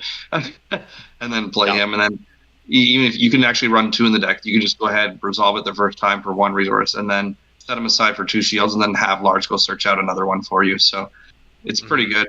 Definitely will be replacing BB-8 after he got nerfed in that deck. So Yeah, that's nice, isn't it? For 1 resource. Oof. Yeah. Yep. Yeah, wow. All right, we have Balance the Force. We're finally into the neutrals. We're at 84. We're almost there. Well, we're not almost, but we're doing better. So play only if opponent has more dice in their pool than you. Remove an opponent's die. And if an opponent has more cards in play than you, give a character 2 shields. Cool card. Yep. Yeah, it's more of I like a always wanna situation where you want to catch up, right? Mhm. It's like a, if you're behind again, right? This is a great way to just kind of balance that round for you. Hence the name of the card, right? Balance the force. It's very fitting. kind of like hold the line when they made that card. Yeah. It was. For the I shields. used it. Yeah, I used it a little bit. Like it's the same type of thing. Like you remove the you move the dice. They have more dice, and then you got the shields. All right, lightsaber reflection. Exhaust and upgrade. So for 1, exhaust and upgrade you control with lightsaber in the title to remove a die. Then, if that die was showing damage, deal 1 damage to a character. A lot of people are going to be looking to replace their Shin one, whatever the heck that one was. I don't remember the Fluid riposte. It's that on the one, thank replay. Actually, funny Yeah, enough. Oh, it Still is. there. It is. Yeah. But this is, I mean, since Shien's no longer around, this is kind of a better option because you don't need to have Shien in play to deal the damage. Also, I love the fact that you can actually just add it. It's a move if you play that 0 cost card where you can go search for more moves. Fantastic. And the artwork is just amazing. Probably one of the best looking cards in the set for sure. Yeah, I love this card. Like the art, like the artwork is amazing. Like it's an amazing card in general, because and like you get to you remove a die. I mean, like there's literally no restrictions on what die you gotta remove. I can see a world where you draw these before your lightsabers, which would be kind of annoying. Yes. So I don't know how many lightsabers you're playing to make sure that you get this off, but I don't know. I think it's a cool card. Artwork's fantastic, of course, but I don't know that I would play it. Yeah, if you're running Jarkai, you're running this probably. Yeah. And I think it's a good one of. I know you don't like playing the one ofs, Lewis, but this is where, like you just said, like you don't want to draw these like, oh crap, I don't have a lightsaber in play. Yep. Well, you kind of just like play one of these, and you see it, great. If not, it doesn't really hurt you. But it's a great card overall because, like we said, it's a better fluid riposte. It's not just damage, right? It's any die, and you're dealing the damage back. So Like the restriction to play it is a little bit higher, but like you get a better overall result. Mm-hmm. Yep, that's good. That was a good back and forth there. That's good. All right, suppress your fears. Spot a blue character to turn a die showing damage to a side not showing damage. Then you may spot an exhausted upgrade to take 1 additional action. Okay. Yeah, Luke loves it. Yeah, it's a card. Yep. it's Soft neutral. mitigation can turn to Luke special. Yeah. Again, another card for Dooku, like to turn dice, right? So it works out well for him. All right, moving on to the father. So we've kind of beat around the bush on this one multiple times already, right? But this is your enabler to play the son and the daughter together. You do get villain, neutral, and hero, and you can play gray, right? So don't get your Raylo blinders on here. So after you resolve a character die showing damage, you may exhaust this plot to turn a character die to a side not showing damage, or vice versa, but it is exhaustible. So once per round. Yeah. I like this is like really good. I think that already letting them play together is pretty good, but Yeah, the only drawback for that deck really is the fact that neither of them have the Jedi subtype. So when it comes to like playing their blue and hero, like villain, blue hero, blue villain package, the removal suite is not the greatest because there's a lot of spot Jedi or spot Sith. When building the deck, you have to be very, very careful with what cards you're selecting. And that's why they're able to heal so quickly, right? Because the removal suite is not the best. Yeah. Is Polarity on the reprint list? Certainly. Yeah. Definitely I love that card. Yeah, That card's fantastic. definitely belongs in that deck. You got it, Yep. Loomis. Yeah. He was crazy when the sun was 4 dice, when you could get him up to 4. Yeah. That was crazy. It was crazy. Yeah. I'm interested to see what I know somebody is going to put this together and like kind of make it spicy and sort it all out. It'll be fun to play when it gets there. All right, absorb energy. This is also great art. So for 2, 1 gun, 2 gun for 1, 2 indirect, a shield, and 0 resources. So blue character only. After attached characters dealt damage, you may resolve this die, increasing its value by 1. Feels pretty good on our blue guardian friend. One of my blue decks. Period. 2 of. So. Yep. Yeah. Not Like- unique. Fantastic. Like you just activate them and then Because Guardian's an after activation ability, so this is in the pool. Yeah. Yep, that tracks. so they do the damage and then you're like, pew, and then you hit them. And then it's your turn again. Yep. Because you're resolving it on their action. Yep. Well, but you are guarding, though. If you're a guardian, but if they're just shooting Obi-Wan, Yeah, I gotcha. Yeah. I like this card. I like all this. Like, there's no blanks. I mean, like, every just time wish you that- put- You don't I just resolve. wish that resource was a 1. If that resource was a 1, it would be crazy. Oh, Yeah. Oh my god. So I'd be so sad. there was a card in Way of the Force called Counterstroke, and I kept trying to get that to work, and it just never quite, because it even had a focus on it, and it never quite worked. But this is Counterstroke 2.0, and it's going to work. You got it. Nobody This want. What? the way we wanted it to work. This is it. Yeah. What's that? Was it in? Way of the Force. Across the Way of the Force. Yeah. basically did Actually, the same thing. it may have been ATG, actually. Oh yeah, I think we played a lot with Kid Fisto back in the day, right? I Yeah, think it was in ATG. Yeah. All right, Force Sense. This is a big one. So for 4, it's 3 melee, 2 shield, 2 resource, special, blue only. After you play this upgrade, you may remove a die. Okay, that seems decent. Great. Special, resolve a die as if it were showing a reroll, yours or an opponent's. You may exhaust this upgrade to reroll this die instead of removing it. Great card. really good. I love the removal on play. Yep. Mm-hmm. Bye I bye, think Xian. Yeah, this is like a better version of Sheen. Yeah. Like Darth Yeah. Vader's on there too. It's just literally just replacing the card. Mm-hmm. It's really strong. And then again on Snoke, right? Being able to play it a couple times. Yeah. Really good. Wow. Yeah. Wow. Like you get the remove a die, and then you can roll it back in, and then you can resolve the special to resolve their die. So you're getting the value out of their dice. So that's 2 dice removed, and then you roll it back in. So essentially, you can remove 2 dice and then roll it back, but then have 2 dice, an extra die. Yeah. I love it. He ruins you with either this or that other 4-cost blue ability we saw earlier. You get either one of those on him, and he becomes an absolute force. Mm-hmm. Mm. This card is gross, actually. Yeah. All right, so here's another. So training lightsaber. So this one's already received its infinite loop errata. So for 1, training lightsaber +1/+1 melee shield, special blank. The special is deal 1 damage to a character. Discard this upgraded play a card with lightsaber from your hand or discard, decreasing its cost by 1. Then you may roll its die into your pool if able. Yep. Right, so you can see the thing. Yep. Hit the special. Yeah, so it's still really good. It's still obviously playable even after the errata. But I remember speaking with Rebel Trader and Beacon. They were talking about where in one single round where they were playtesting each other with Cam in particular, Caddy Mundi recycling it.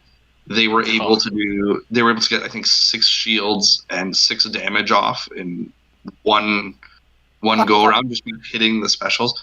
Like that's why it needed to be staged. Yeah. It was insane what Cam can do with this thing. So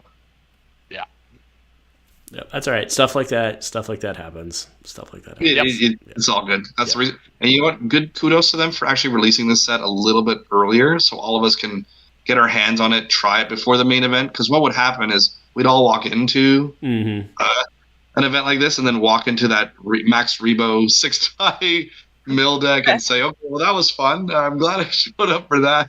Yeah. Monday erratas, Monday morning erratas. Yeah, exactly. So it's a lot better that they did it this way. Kudos to them. Agreed. Yeah. All right. I know it's crooked on the screen, folks, but that's the way you have to do it. So Jedi Temple Lothal, power action, play a card from your hand to re-roll a number of dice equal to that card's cost. Give a character 1 shield. It's good. Seems pretty good. I like this battlefield a lot. It's like Obi-Wan's hut in a power action. I think I like it. I mean, you could just give the character a shield. You don't even have to reroll the dice. Right? Because you can use his power action as well. So you play his lightsaber, right? And power action plays saber, give him a shield. And then power action again after you activate him, get another shield. Right? It's good for obviously, just maximizing your plays. Getting into shield on pretty much any card that you play now. Pretty awesome. Yeah. And then you can resolve Obi's die and then heal a damage. Heal it, yeah. Super good. Yep, super good. All right, battle tactic.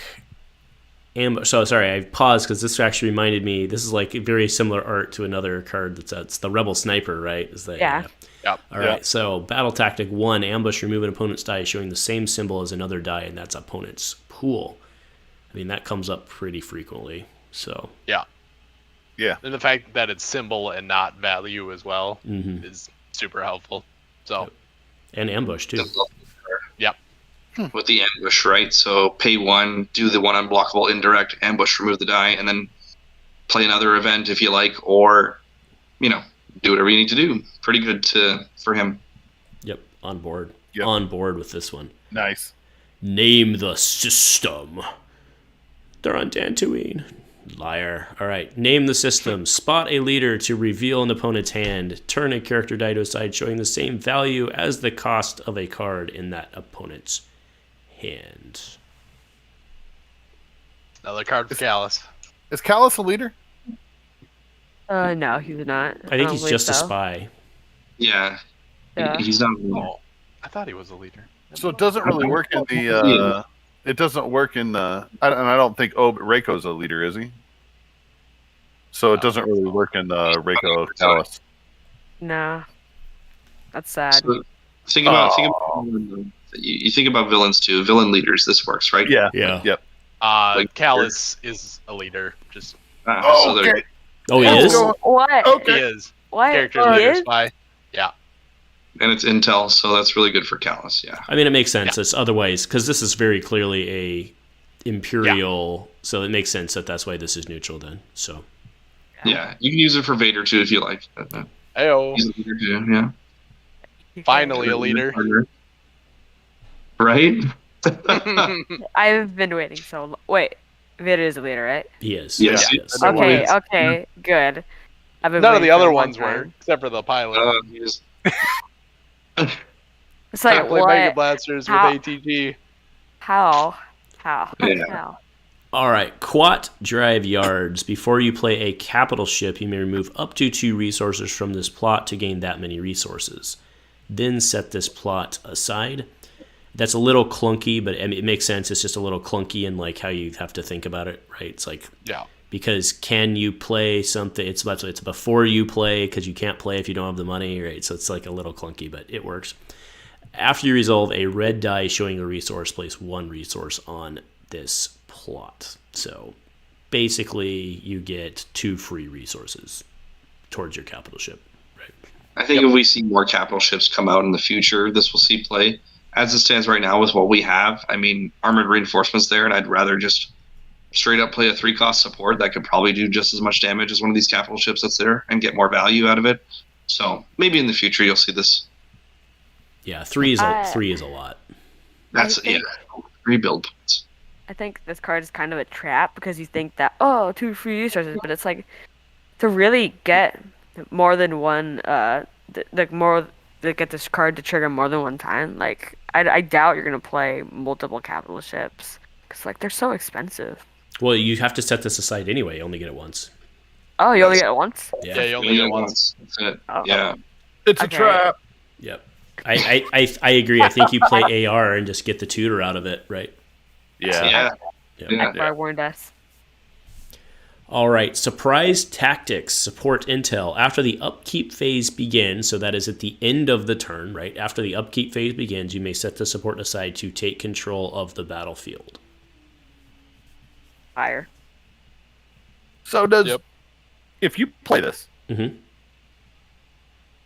and it goes off, and you got Cruel Intentions and Pyre on your team, do you get to do the damage? Yep. They still paying. Yeah, you take I was control gonna say of the battlefield. Pyre loves this. And Relentless That's- Advance would effectively right. tick up twice because remember, Relentless Advance ticks up at the end of the round. So you'd take that, tick up Relentless. This would tick up. That card is Fantastic. way good. That's fantastic. Yeah. There's gonna be a Gar Saxon Pyre deck with Relentless Advance because there is enough. I built one, and there's enough take back the battlefield with that fancy battlefield that you toss to give, Mm-hmm. to do an indirect. There's enough to Well, Like let's cards to skip take right it ahead back. because I think it's 2 Okay. ahead. So I'll just bring it up. We'll do the battlefield. Because yes, Yeah. Hangar Bay Jabim, right? So after you activate a character, you may give control of this battlefield to an opponent to deal 1 indirect damage to that opponent. So good. Yeah. Yeah, so ideally with surprise tactics, you kind of want to just hold it in your hand. You don't want to play it right away. Let the opponent know that you have that and it's coming. All right, like if you're facing someone like Hera, or if they're going to use something that can really just blow up a 0-cost support pretty simply. There's lots of cards that can do that. You just wait for them to claim, play that support, and then you can go ahead and go to town with it. Right, that's kind of the right way to play it. Mm-hmm. Yeah, I think that battlefield, I think it's kind of like a tricky card because like if you're playing Saxon Pyre, then you're like sitting on like a take control of the battlefield, ping them for 2 damage. So it's like you activate a character, you give them the battlefield for 1 indirect. It's like, do And you they have activate the- a character or do they just keep the battlefield? It's like, what do you do? Yeah, Well- it's pretty good. And it Well, was remember- ruled. So they might not give you control of the battlefield back, right? Yeah, but Oh, they're then, not going to. but then you might take it with like Pyre's Blaster and then ping them for him and Cruel Intentions. It's like, Yeah, what do you because do? if they give you control of the battlefield, it was a ruled ping. that you're taking control of It it. was. Yeah. Yep. Oh. So Yep. yeah. So because Why don't giving would be taking. So, Yeah. Oh. So originally it didn't work that way. If they hastied or survivaled you to the battlefield under FFG, it didn't trigger, but under ARH, it does. that's pretty solid. Yeah. There's enough fancy cards with Pyre and Gar Saxon, like that speeder bike. Like you can do there's some shenanigans in there, and then with this battlefield, you can keep slamming it back and forth because I think There's I a ran bunch. like 7 cards in the deck that you can take the battlefield with, and you can just keep pinging it. I think the first game I played it with, I had the opponent up to 9 indirect damage already just from throwing it back and forth. there's a bunch of cards. Yep. Yeah, it's pretty fun too. I'm all over that. I loved Pyre.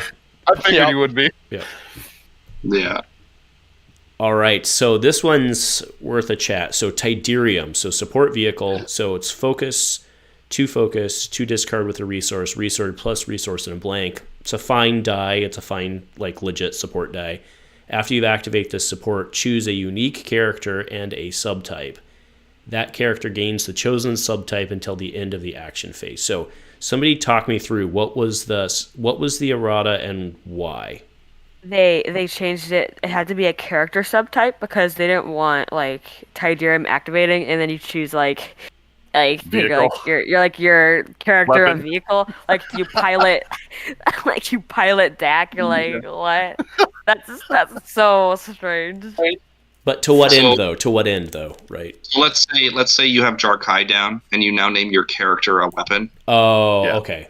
Or let's say, Okay. let's say your partner's a pilot, and then you name the other character a vehicle. So it's like that character's now piloting your other partner character because he's a vehicle now. Got it. So that's essentially So Han's flying Chewie. Han's just flying on him. Yeah. He's holding onto his hair, flying him. Jumped off a cliff with him, used him as a kite. Yeah. Like Calvin and Hobbes. Yeah. So it wasn't a problem until they remembered that gamers are degenerate people. And, Yeah. Absolutely. Yeah, got it. Yeah. I think I've what seen- happened was it was vague enough that people were asking about it. Like, can I Yeah. make like with Jarkai was specific? I think was one of the big ones because make a That's character. hilarious. When I heard name a character a weapon because they have Jarkai, it's like, oh my god. Now all their types are that was just ridiculous. So I'll do my impression of the Echo crew reading that email. Yeah. I wouldn't start laughing, honestly. Yeah. Head I was on gonna say, desk. Yeah. I've seen kind of two cool plays with this card where you get the partisanship where you can roll a partisan die Mhm. on one of your cards. Yeah. So you can name them a partisan, get That's that. good. And then the other one that was really cool was the one with Hera and Sabine on it where the pilots get +1 health, but you have to spot a pilot to get the +1 health for everyone, whatever that card is. So you Right. activate this, make someone a pilot, and then now everyone gets +1 health. Yeah, it's the That was kinda co-pilot. cool. That's- Yeah, Okay, that's so- co-pilot. So the way Yep. I used it, I saw Gringosto do it, and I built it. But you run Dooku and Gunray, and then you run 2 no second chances, and then a bunch of cards to just flip dice. Fantastic. Downgrade. It is awesome because then you call Nute a Inquisitor, Yep. and a bunch of stuff works, and then you throw no second chances and get the extra ping. And I've only played it one deck, Fantastic. one time, and I've won. That But is- It's fun. Gringos- Well, and then it runs AR, right? It's Dooku and Nute, and you have AR, so you pull right at the start. Fantastic. That's why Gringo's not allowed to play anymore. It's just degenerate. Oh, I'm glad that to is have him back in the awesome. league. So he's good. All right, moving on. All right, chain of command for 1, redeploy. Attached character gains leader. Before attached character is defeated, this upgrade gains 1 of attached character's character dice, and then it redeploys. Pretty badass. Yeah. Good with I gotta Saw. give Norman a lot of credit for this card. Even like he came up with a really cool idea for it. He was talking about a 3-wide Spectre deck. So Mhm. you essentially play it on Chopper. He's the lowest health character because he's also on the reprint list. Once he is defeated, it redeploys to the next character. You take the Chopper die. Yeah. Second character dies, you get the Chopper die plus the other character's die, and it redeploys again. So it actually stacks multiple characters' dies. So in a 3-wide, this thing is pretty beastly. I saw it used with Saw. So grabbing one of his dice before he goes. Yeah. Oh, and then that wouldn't actually trigger, resolving that wouldn't trigger it again. Or Yeah. Well, rerolling it wouldn't there was- trigger. yeah, there was some confusion about that, but I mean, I think That's if Saw's Saw's ability, dead, it's not a die ability. So. Yeah. that's what I said. So you're good. So- Yeah. Cards Yeah. off the So table. I saw some talk about that if it redeploys to a non-elite character, it doesn't do the damage. But if it redeploys to an elite character, I thought they said it does do the damage. I'm not entirely sure. With what? Emperor? No, with chain No. of command. Chain of Oh. command and Saw, you kill off Saw, and then the die redeploys. But then I saw them running. It was Saw and Ayla. Ayla, Yeah. but then it doesn't do the damage with Ayla Yeah, because Saw's she was a gone. single die. Yeah, Yeah. Saw's gone. Well, but maybe it's because Saw's gone. Yeah. Yeah, so I thought it was because Saw was gone, but Ayla is non-elite. So if it does gain the Saw's ability, you wouldn't deal the Either damage. way, If You wouldn't do Yeah, damage, yeah. So I guess we haven't heard the correct ruling or whatnot, but I always thought, I guess the card's not there, so you can't really like spot that, is what Sure. my understanding was. But Yeah, the only things that are inherent to a die are like the special and the types, right? Yep, that's what I mean, that was my thought to the conversation. Yep. But No, you were correct, sir. You were correct. I saw somebody ask if you kill off a droideka and it takes a droideka die to somebody else. oh, do you get the? And then you endless ranks another droideka. I'm like, Fantastic. Endless ranks. I mean, that would these work. idiots also. flip the table, right? Yeah. Oh, All right. Do keep in mind, by the way, chain of command's not unique, so you could actually have two of them Yep. and take each of their dice. Yeah, it's pretty good. Yep. Very All right. cool. wow. Here's another pretty decent redeploy. So the SE-14R Light Blaster, 1 3-for-1 +2 focus, not too shabby on a redeploy weapon. Resource for an indirect blank. Redeploy action, exhaust this upgrade, and remove this die showing damage to deal 1 unblockable damage to a character. That's not a bad use for a 3-for-1 when you're stranded. Yep. Pretty Yeah. good. Or the Is this a plus. good card? Right. I can't decide if it is. I think it is. It's not. So It's kind of like the X8 No, so sniper it's- rifle. It's good because it gives you more flexibility in mono red, right? Absolutely. I think this card is like a 1.5. Like, I don't know. Like, I don't think it's like fully has the full potential, like the full power of a 2-cost card, because that one resource for an indirect, and you got like a 1 gun. Well, 2 costs I have 1 gun, but it's just like, I don't know. Like, the ability, I think you'd only get real good use out of it if you had Black Market Connection. Sorry, no, the Black Saw Station. You're not removing it, are you? I think Black Salt. Yeah. Oh, you yeah, do, yeah. Yeah. But It's it's removed. is Black Saul only yellow? Yeah, it's like character. I thought it was character dice, wasn't it? I don't think Black- it's character dice. No, you can remove any die. It might be yellow though. I think it's. Is it any die? Yeah, you can remove Uh, any die. One Here, or more let of me- your Let me dice. check. Yeah, after you remove 1 or more of your dice, you may spot a yellow character to deal 1 indirect. So yeah, Oh. You have to. Okay, that's what it is. Spot the yellow character.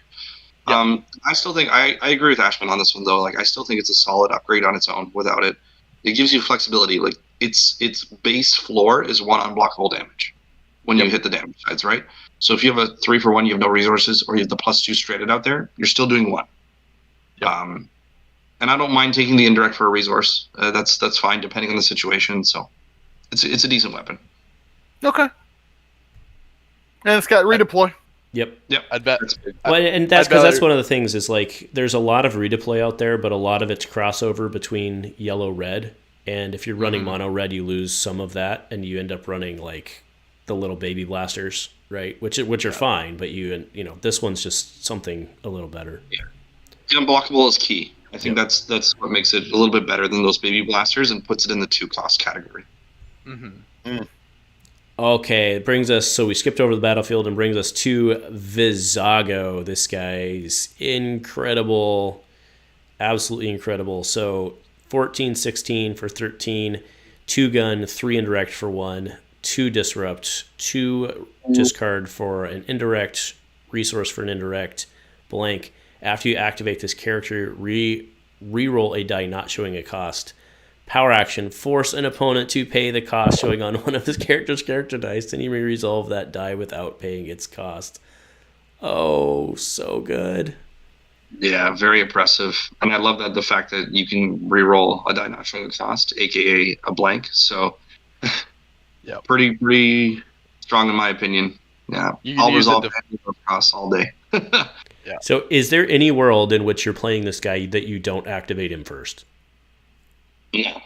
I mean, you just want his die out there right away, right? Yeah, like 100%. like making them resolve that resource is so good, because I mean they're losing a resource and you're resolving a die. Like Yep. that's incredible. Yeah, you have the option to play around the resource cost because you potentially may only have 2 resources, so you'll play, whatever your 2 resource for that So round then- potentially. but- So you but get like- around that, but if he has truce, But Still, Oh, like, I want them You, to you, take the you, indirect you for- force them forces them to to play it. You still force them to take an act, like they may not have wanted to play it at that point. Oh, and, yeah. Yeah. It's They might awesome. have Yeah. had Tuscan camp. It's like Yep. it ruins their day. Yep, Yep. it's phenomenal. Oh yeah, I think it's fantastic. You just have the ability to potentially play around it. He's But the, yeah, the it's ultimate awkward. foil character, right? He really restricts your opponent off the hop. They have to make a decision now. Do I take the indirect? Do I pay him for my resources? You hit that 2 disrupt side even too. Like I'm okay leaving that out there. Mhm. Again, as Wookiees mentioned before, you see a 2 disrupt sitting there in your opponent's pool. It really sucks. You can't do anything now. So I think this guy, you have to roll him out immediately, and then it just puts pressure on your opponent every single round. They're going to lose 2 cards. They're going to lose money. They're going to take indirect. He's really good. Yep. Just finding the right partner is, I think, the key now. I think maybe Cara Dune. I know that's kind of weird, but like I think she might work with him because of like I don't know. We'll see. It's got to be a 14, obviously, but Never thought of that. it's just because I don't want, like, I mean, I think Fennec Shand is actually a pretty good logical choice, but then you're mono yellow, so I think that you go to like Cara Dune, who gives you flexibility and a little bit of aggro, and then they have to choose. Like Cara Dune's very good, right? So they have to choose Gives who you they're hero going to cards. go. I don't know if it works with blue as much, but Yeah, it would be Cam, I think, if anything, at 14, right? Just replay the events on weapons from the discard. If you're hurting your opponent by disrupting their resources or discarding their cards, it's going to give Cam the ability to ramp, maybe get into a Jarkai situation. So depends on the deck build, but yeah, the 14s, I think those 2 are the top 2, either Kara or Cam. all right. Or 2 of his Oh, go ahead. droids. Sorry. Oh, I was gonna say you could play 2 of his droids. Oh wait, no. Yeah, because 7 and 7, 14. You're Yeah. good. Yeah, and they're scoundrel. Yep. Yeah. Oh, There you that's go. interesting, actually. Double Guardian, yeah. Then you get their dice. Yeah. All right, Imbo coming in at 15 for 12, 2-gun, melee, 2 disrupt, resource and a blank. It's a pretty decent die for 15. Before this character takes damage, you may resolve one of his character dice as if it were showing a shield. That's very cool.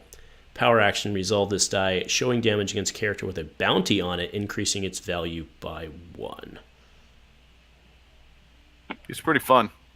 But I don't understand the 1 melee.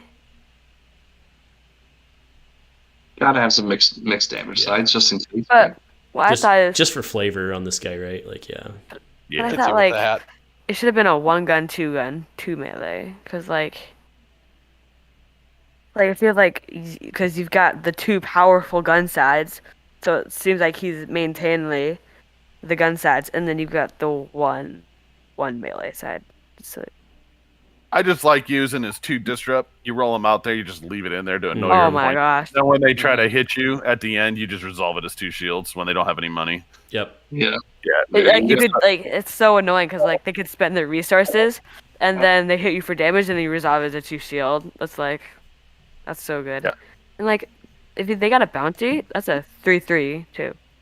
So I think Extremist campaign with either Bosk or Cad Bane's pretty fun. Yes. Yeah. And you hunt them down on the reprint list and with the new bounties. I haven't tried new bounties yet, but it's actually it's kind of fun. We were running it with Cad Bane, and it's kind of fun because if you get Cad Bane's gun out, it can get pretty crazy. Yeah. You're So it's you're on Embo and Obi-Wan Kenobi. There you go. Nothing's what it seems. Oh my gosh. That is so Alright. annoying. Speaking of Obi, he's public enemy. Now, this is a unique bounty. So play only if you spot a bounty hunter. After attached character's controller plays a neutral card, you may exhaust this downgrade and remove one of your dice to deal 2 damage to attached character. Now, Cool. that's a bounty. Yeah. That's a bounty. Yep. And That's- why it's that. unique. Yep. I think that's a really cool card. It's strong. Absolutely. There's got to be a way to play it with Black Salt Station then too, right? Because then you're Yeah, then it would work. Two and you're getting indirect. It works. It's neutral. Yeah. That card and stay ahead would be like so annoying. Like to just play a neutral card and you remove a die. That would be so annoying. So I played this in the Jabba Bosk deck, and it did some work because once you play it out there, and Jabba's using his power action, and you're using hustling like the small little dies, right, to remove, and then the damage can stack up pretty quickly. So it's pretty good. Yeah. All right, Dejaric. You may find you and an opponent each choose and do one of the following, starting with you. Resolve one of your dice, increasing its value by 1. Force an opponent to remove one of their dice. Reroll any number of dice. I do want to point out that a lot of cards like this are phrased such that you both can't choose the same thing, but my understanding is you can both choose the same thing here. So Yeah, I asked. Yeah, you're able to do the same ones. I don't know about this card because you play it and then you resolve one of your dice, increasing its value by 1. But then they do the same, and then it's their turn. yeah, feel like I don't think this is very good. I'm with you. I'd rather keep play wanting Blue to use Milk.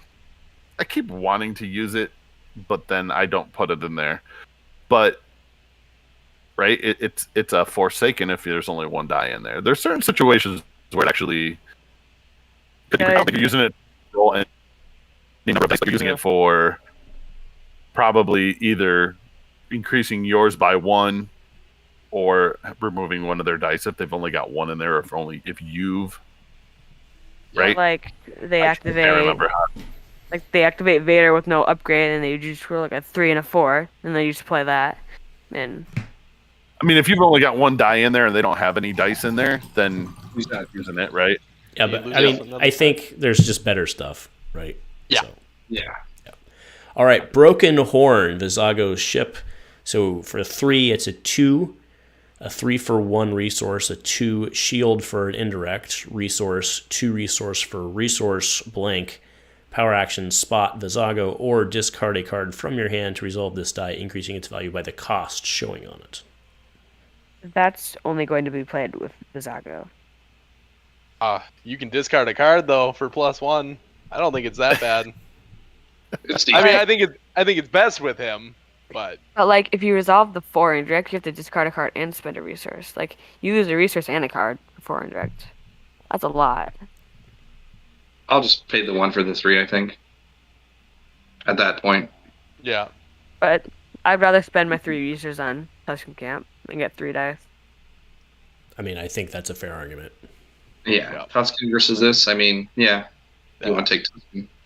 Not that You're this is running like a this in bad the card. Vizago deck is what it's going in Vizago. Yeah. It's really good with Vizago. Yeah, the card's good with Vizago.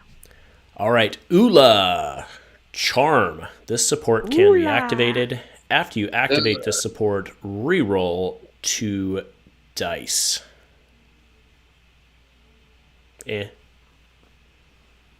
Super good. For 1. Especially in the turn. Oh, because it has Charm. Yeah. Yeah, it's Yeah, charm. the Charm Mill decks, like, come on. This is fantastic. Yep. Yeah. Yeah, fair Maybe. enough. I think Yeah, so. It's in the mill deck with Leia. It's Because in you the- bring the charm. It helps Yeah. get the layup power action off. Yeah. Even the Padme one, it's in there too. Like, it's You basically just run it for charm. You don't really run it for anything else. 100%. And it's got Twilight. So if you've got the Calicori out too, you're getting shields. Oh yeah. Depending on who. There you go. Yeah. So Nice. All right, the E851 blaster pistol. 2 with redeploy, so indirect, 2 indirect, plus 3 indirect. Discard, resource, and a blank. Redeploy while it's on a scoundrel, you may resolve the indirect as if they were ranged. Whoa. yeah. Good redeploy. I like Uh, that. Again, Zori Hera redeploy with 3 indirect sides. Yeah. Yep. Yeah. Whoa. Yeah, very good with. I The think picture this card kills is- me. Uh-huh. Well, that's Zori E's hand, and she was only in the movie. Yeah. She was only in the movie for like 8.2 seconds, so they only have so Yeah. many cards they can make of her, right? So Yeah. And like, It's so good though. Poe. That didn't even look like Poe though. He's like, He's You not smell happy. him. Knew it was Oh, him. God. She got me again. All right. Here we are. So Daimyo City, power action. Reveal a card from your hand to turn an opponent's die to a side showing a value equal to the cost of the revealed card. Good battlefield. I like it. Yeah. So we got to give the RH crew a lot of credit here. Battlefields are probably the hardest card to design. And this set has included 3 or 4 that are absolutely fantastic and playable in multiple styles of decks. So I think back to the FFG days, and how many times did we see the same battlefield in almost every deck, right? It happened all the time. So for them to, they've done a great job with the battlefields. That's kudos to them. This is a fantastic one too. Yep, absolutely. All right, so Max Rebo, he's been banned. This card's totally going to get banned. Should be. But popular Ortolan, and again with shout out with the with Darth Vienu's art here. So he is now 8/10 for 7 with 2 focus for resource, discard plus discard, resource, 2 resource for resource blank, charm, and then power action. Remove 1 charm from a character to resolve one of that character's character dice if it were showing a shield without removing it from the pool. that's really good. Yeah.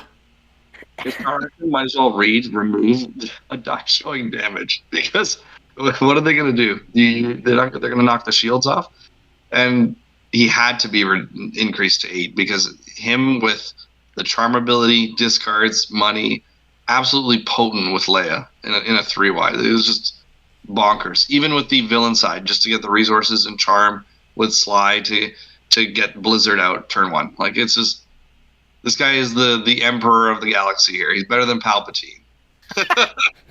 give him the title. Max Emperor. Yeah. Max Emperor. I just want to make a deck with Sice Noodles and Finger and Dan and Max Rebo and the modal nodes. And the band is going to crush And just the band, yeah. The band is going to ruin everybody. Yeah. Pop. In a world where the Sith and Jedi cannot compete with the Cantina band. That's what the Sith. It's true. Pop. It's true. What? Just get charmed. The Sice Noodles could suck a watermelon through a garden hose with those lips. How does Vader get charmed? He's the angriest person in the galaxy. You can't charm that man. Oh. Just All name a right. tune. Guarded. Activate a guard you control to reroll an opponent's die, then remove an opponent's die showing damage. It's definitely an archetype card for sure. Mm-hmm. Yeah. This is a killer card with a guard. Like the Thug Droid is a guard. That's like, Ruck is a guard. There's a lot of guards out there that you strong. can use it. Guy Love loves I was this gonna card. say Guy Love. Oh, I didn't even think about that. Yeah. Go in there, man. Oh, I didn't even think about that. Yeah, Has to go in there. Bay's churn is Oh. all over this. Yeah. Yay. This is really good removal for them. They need it. Yep. No. Yep. It's really good. Mimic. Yeah. Ambush. Choose a subtype on a card you have in play, then remove an opponent's die with the chosen subtype. It's cool. A lot of leaders. Yeah. Pretty good. I don't know. I mean, The yeah, ambush it's not- is very strong. Ambush. Possibly? I mean, you got ambush. It's also great neutral, so you can run it basically I anywhere. haven't run this one yet, I don't know. I feel like there's better mitigations than this. but with a leader, I guess. I mean, everybody's a leader now. Ton of leaders out there. Ton of Jedi, ton of Sith. So, and you're most likely playing one of those types. Yep. So, Yeah. Musicians. yeah. There you go. All right, Outwit. Got the Bad Batch Fennec Shand here. I love Activate it. one of your characters, then discard a downgrade on that character to take 1 additional action. That is really dangerous to play downgrades against people off this card. Yeah, if downgrades become good, Yeah. That's really good, dude. that is good.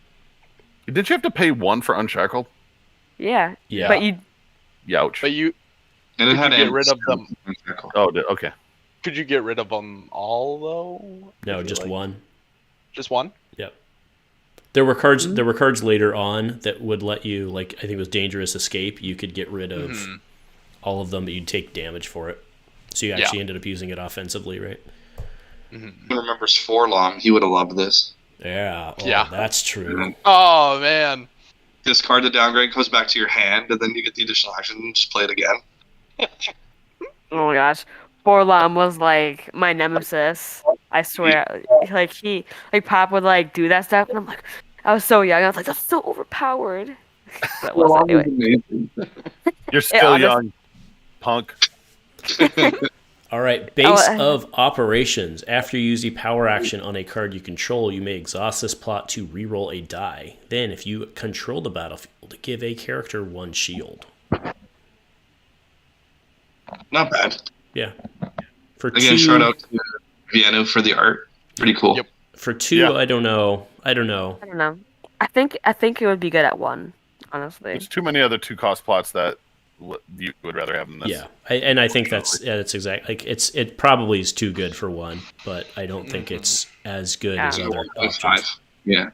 Because at 1 you get a gray neutral plot that shields and rerolls. I think that would be that.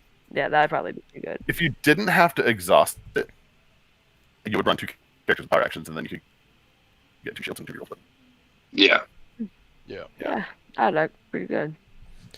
All right, Calicori. Yeah, we talked about this several times already, but for 1, after you activate a Twi'lek or Kanan, place 1 shield on the support, and then action exhaust the support to move up to 2 shields from the support to a character.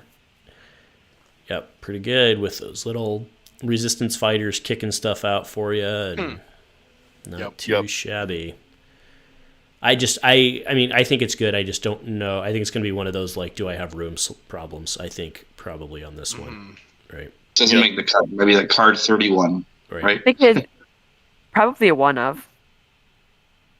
Oh, for Maybe. sure. Since it's unique, you would never want to get 2 of these, right? But I think you have to find it early because if they like kill off, like if you're doing Kanan or someone, I mean, yeah, obviously you'd probably want to run with multiple Twi'leks or Kanan, but if it was like Kanan and Hera and you lost one of them later on, it wouldn't be nearly as good later on. yeah, that's a fair point. It just feels like you need to run Kanan with the Twi'lek in order for this to really be efficient. If you're not running both of them together, then this is just super slow. Just a game Yeah. only 2 doesn't make much sense. Yeah, I do wonder if this shouldn't have been 0 actually, but Yeah, probably. Darsa, anyone? Yeah, like compared to that one Okay. Han Solo upgrade that you can resolve your dice increasing its value by 1 for like 2 resources. I think this should probably be a free upgrade. all right, Wooher. So for 2 drop, you get 2 focus, disrupt, 2 discard for a resource, special blank. He has charm, and then choose and do 2 of the following: heal 1 damage from a character, remove a droid die, or gain a resource. Well, I know which 2 you're doing most of the time. Yeah. This guy's insane. Yeah, he's pretty good. Why? We thought the band was good. Bring out the bartender. He's gonna heal you. Everybody. Oh man. Yeah. Bring out the band with the bartender. Now the Sith are really screwed. Yeah. It's funny Yeah, he's because pretty it's good. true. Pop. All right, Glad you the MK sniper rifle. This is a cool one, but I don't know if it makes the cut. So 3, 2 gun, 3 gun for 1 plus 3 focus resource and a blank. While this upgrade is on a unique character, it has redeploy. After this die is rerolled by a card or card effects, give attached character 1 shield. That is not a once per turn. That is a constant perpetual effect. You run, I believe you run this card in the reroll deck, and then you reroll the die a whole bunch, and you give shields to your characters. I think the only one problem with that is it has to be on a unique to get the redeploy, and it's 3. in that reroll deck. I think that's not great. Yeah, only on Ezra. So the deck that this sees a lot of play in has to be with Fennec. A good friend of mine, old Ben Kenobi, he won a Prime with that deck, and he automatically threw this into it. And on Fennec, this thing is absolutely gross because she already has the ability to play yellow cards to reroll dice, and then her power action to reroll a weapon die. And if it hits damage, you deal the damage. And so this is going to give her a shield plus dealing damage. Or if it was the resource blanker focus, you get this double shields, which is so really pretty good. strong with Bosk and Fennec. Oh, Boss. Yeah. Oh, that's interesting. Yeah, it's Hunt and Eliminate with Bosk Fennec Elite, and then he just plays a bunch of upgrades like these, like Vibro Sword, MK Sniper Rifle, and you just really utilize Fennec's ability. Another great card is Truce, because it has Ambush, so you're re-rolling, and then you get the Ambush. So if you hit the 4 or the 3 on Bosk, you get to resolve it right away because of the Ambush. Oh. yeah, he deleted one of my characters in one of the GQ. I was like, oh, they're both blanks. I don't have to worry about them. I won't headstrong them. I'll deal with them later. And then, yep, he did the truce into it, and I was like, I played him in the finals with Onpo Pew Pew, and he absolutely destroyed me. So Yep. he played me too that same deck, and he re-rolled and got the 4. I was like, and with Ambush, he gets to just resolve it right yeah, away, right? I was so Like- annoyed. Connect with this rifle now. You can't even go after Boss right away. You have to stop her if she gets this down. Well, if you go for her, it goes to Bosk. Yeah, but then you're stopping those ambush actions and the rerolls. So she's not gaining a million shields. So it's really hard to not target her at that point. Mhm. Didn't Vizago have something about re-rolling too? Yeah, after you activate him, you can re-roll a die not showing a cost. So you can play her with him, and then you can play the No Allegiances plot, right, and give them each a health. And if Vizago has this too, right? If you can reroll this die because it doesn't show the side of a cost, so then you're getting Yeah. the shield as well. Is it any die or is it his die? I believe It's it's any die. die. Yeah, because Okay. you could use it defensively as well. You could. Wow. Like on Vader's 4. Oh, So this is no. No, not- if it I got- wasn't I got- showing. Yep. If it was So a if it was- 3. Yeah, if it was a 3, you could re-roll it, but that's Yeah. scary. Nice. And then I just caught that Slade the Dragon asked, that picture looks like Tyrion from Game of Thrones, doesn't it? I don't know when he said that, though. Maybe woo her. I'm not a Game of Thrones guy, Yeah, so I'm not either. I think it's unfortunately would not know. It might not be. It's the gun from it's Yeah, the gun. Zori's gun. One blaster. Yeah. Oh, yeah. Zori's. Oh, got it. With Doesn't look with, like Poe. with emo Poe down in the corner. Tyrion's, Got it. Tyrion's just sitting there. Yeah. Yeah. I've heard somebody else say that too.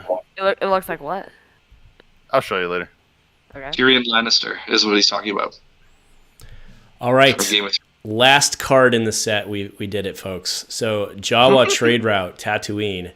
Claim, roll a set-aside Jawa scavenger into your pool and resolve it if able. Otherwise, remove it to take one resource from an opponent's. Pretty good. Another great Yeah. battlefield. It's Rando fun. Mando. Rando Mando's happy. Shout out to Rando. Yeah, loves Jawas. It's cool. It's not something I think you would see in competitive, but this is definitely a fun battlefield to play around with.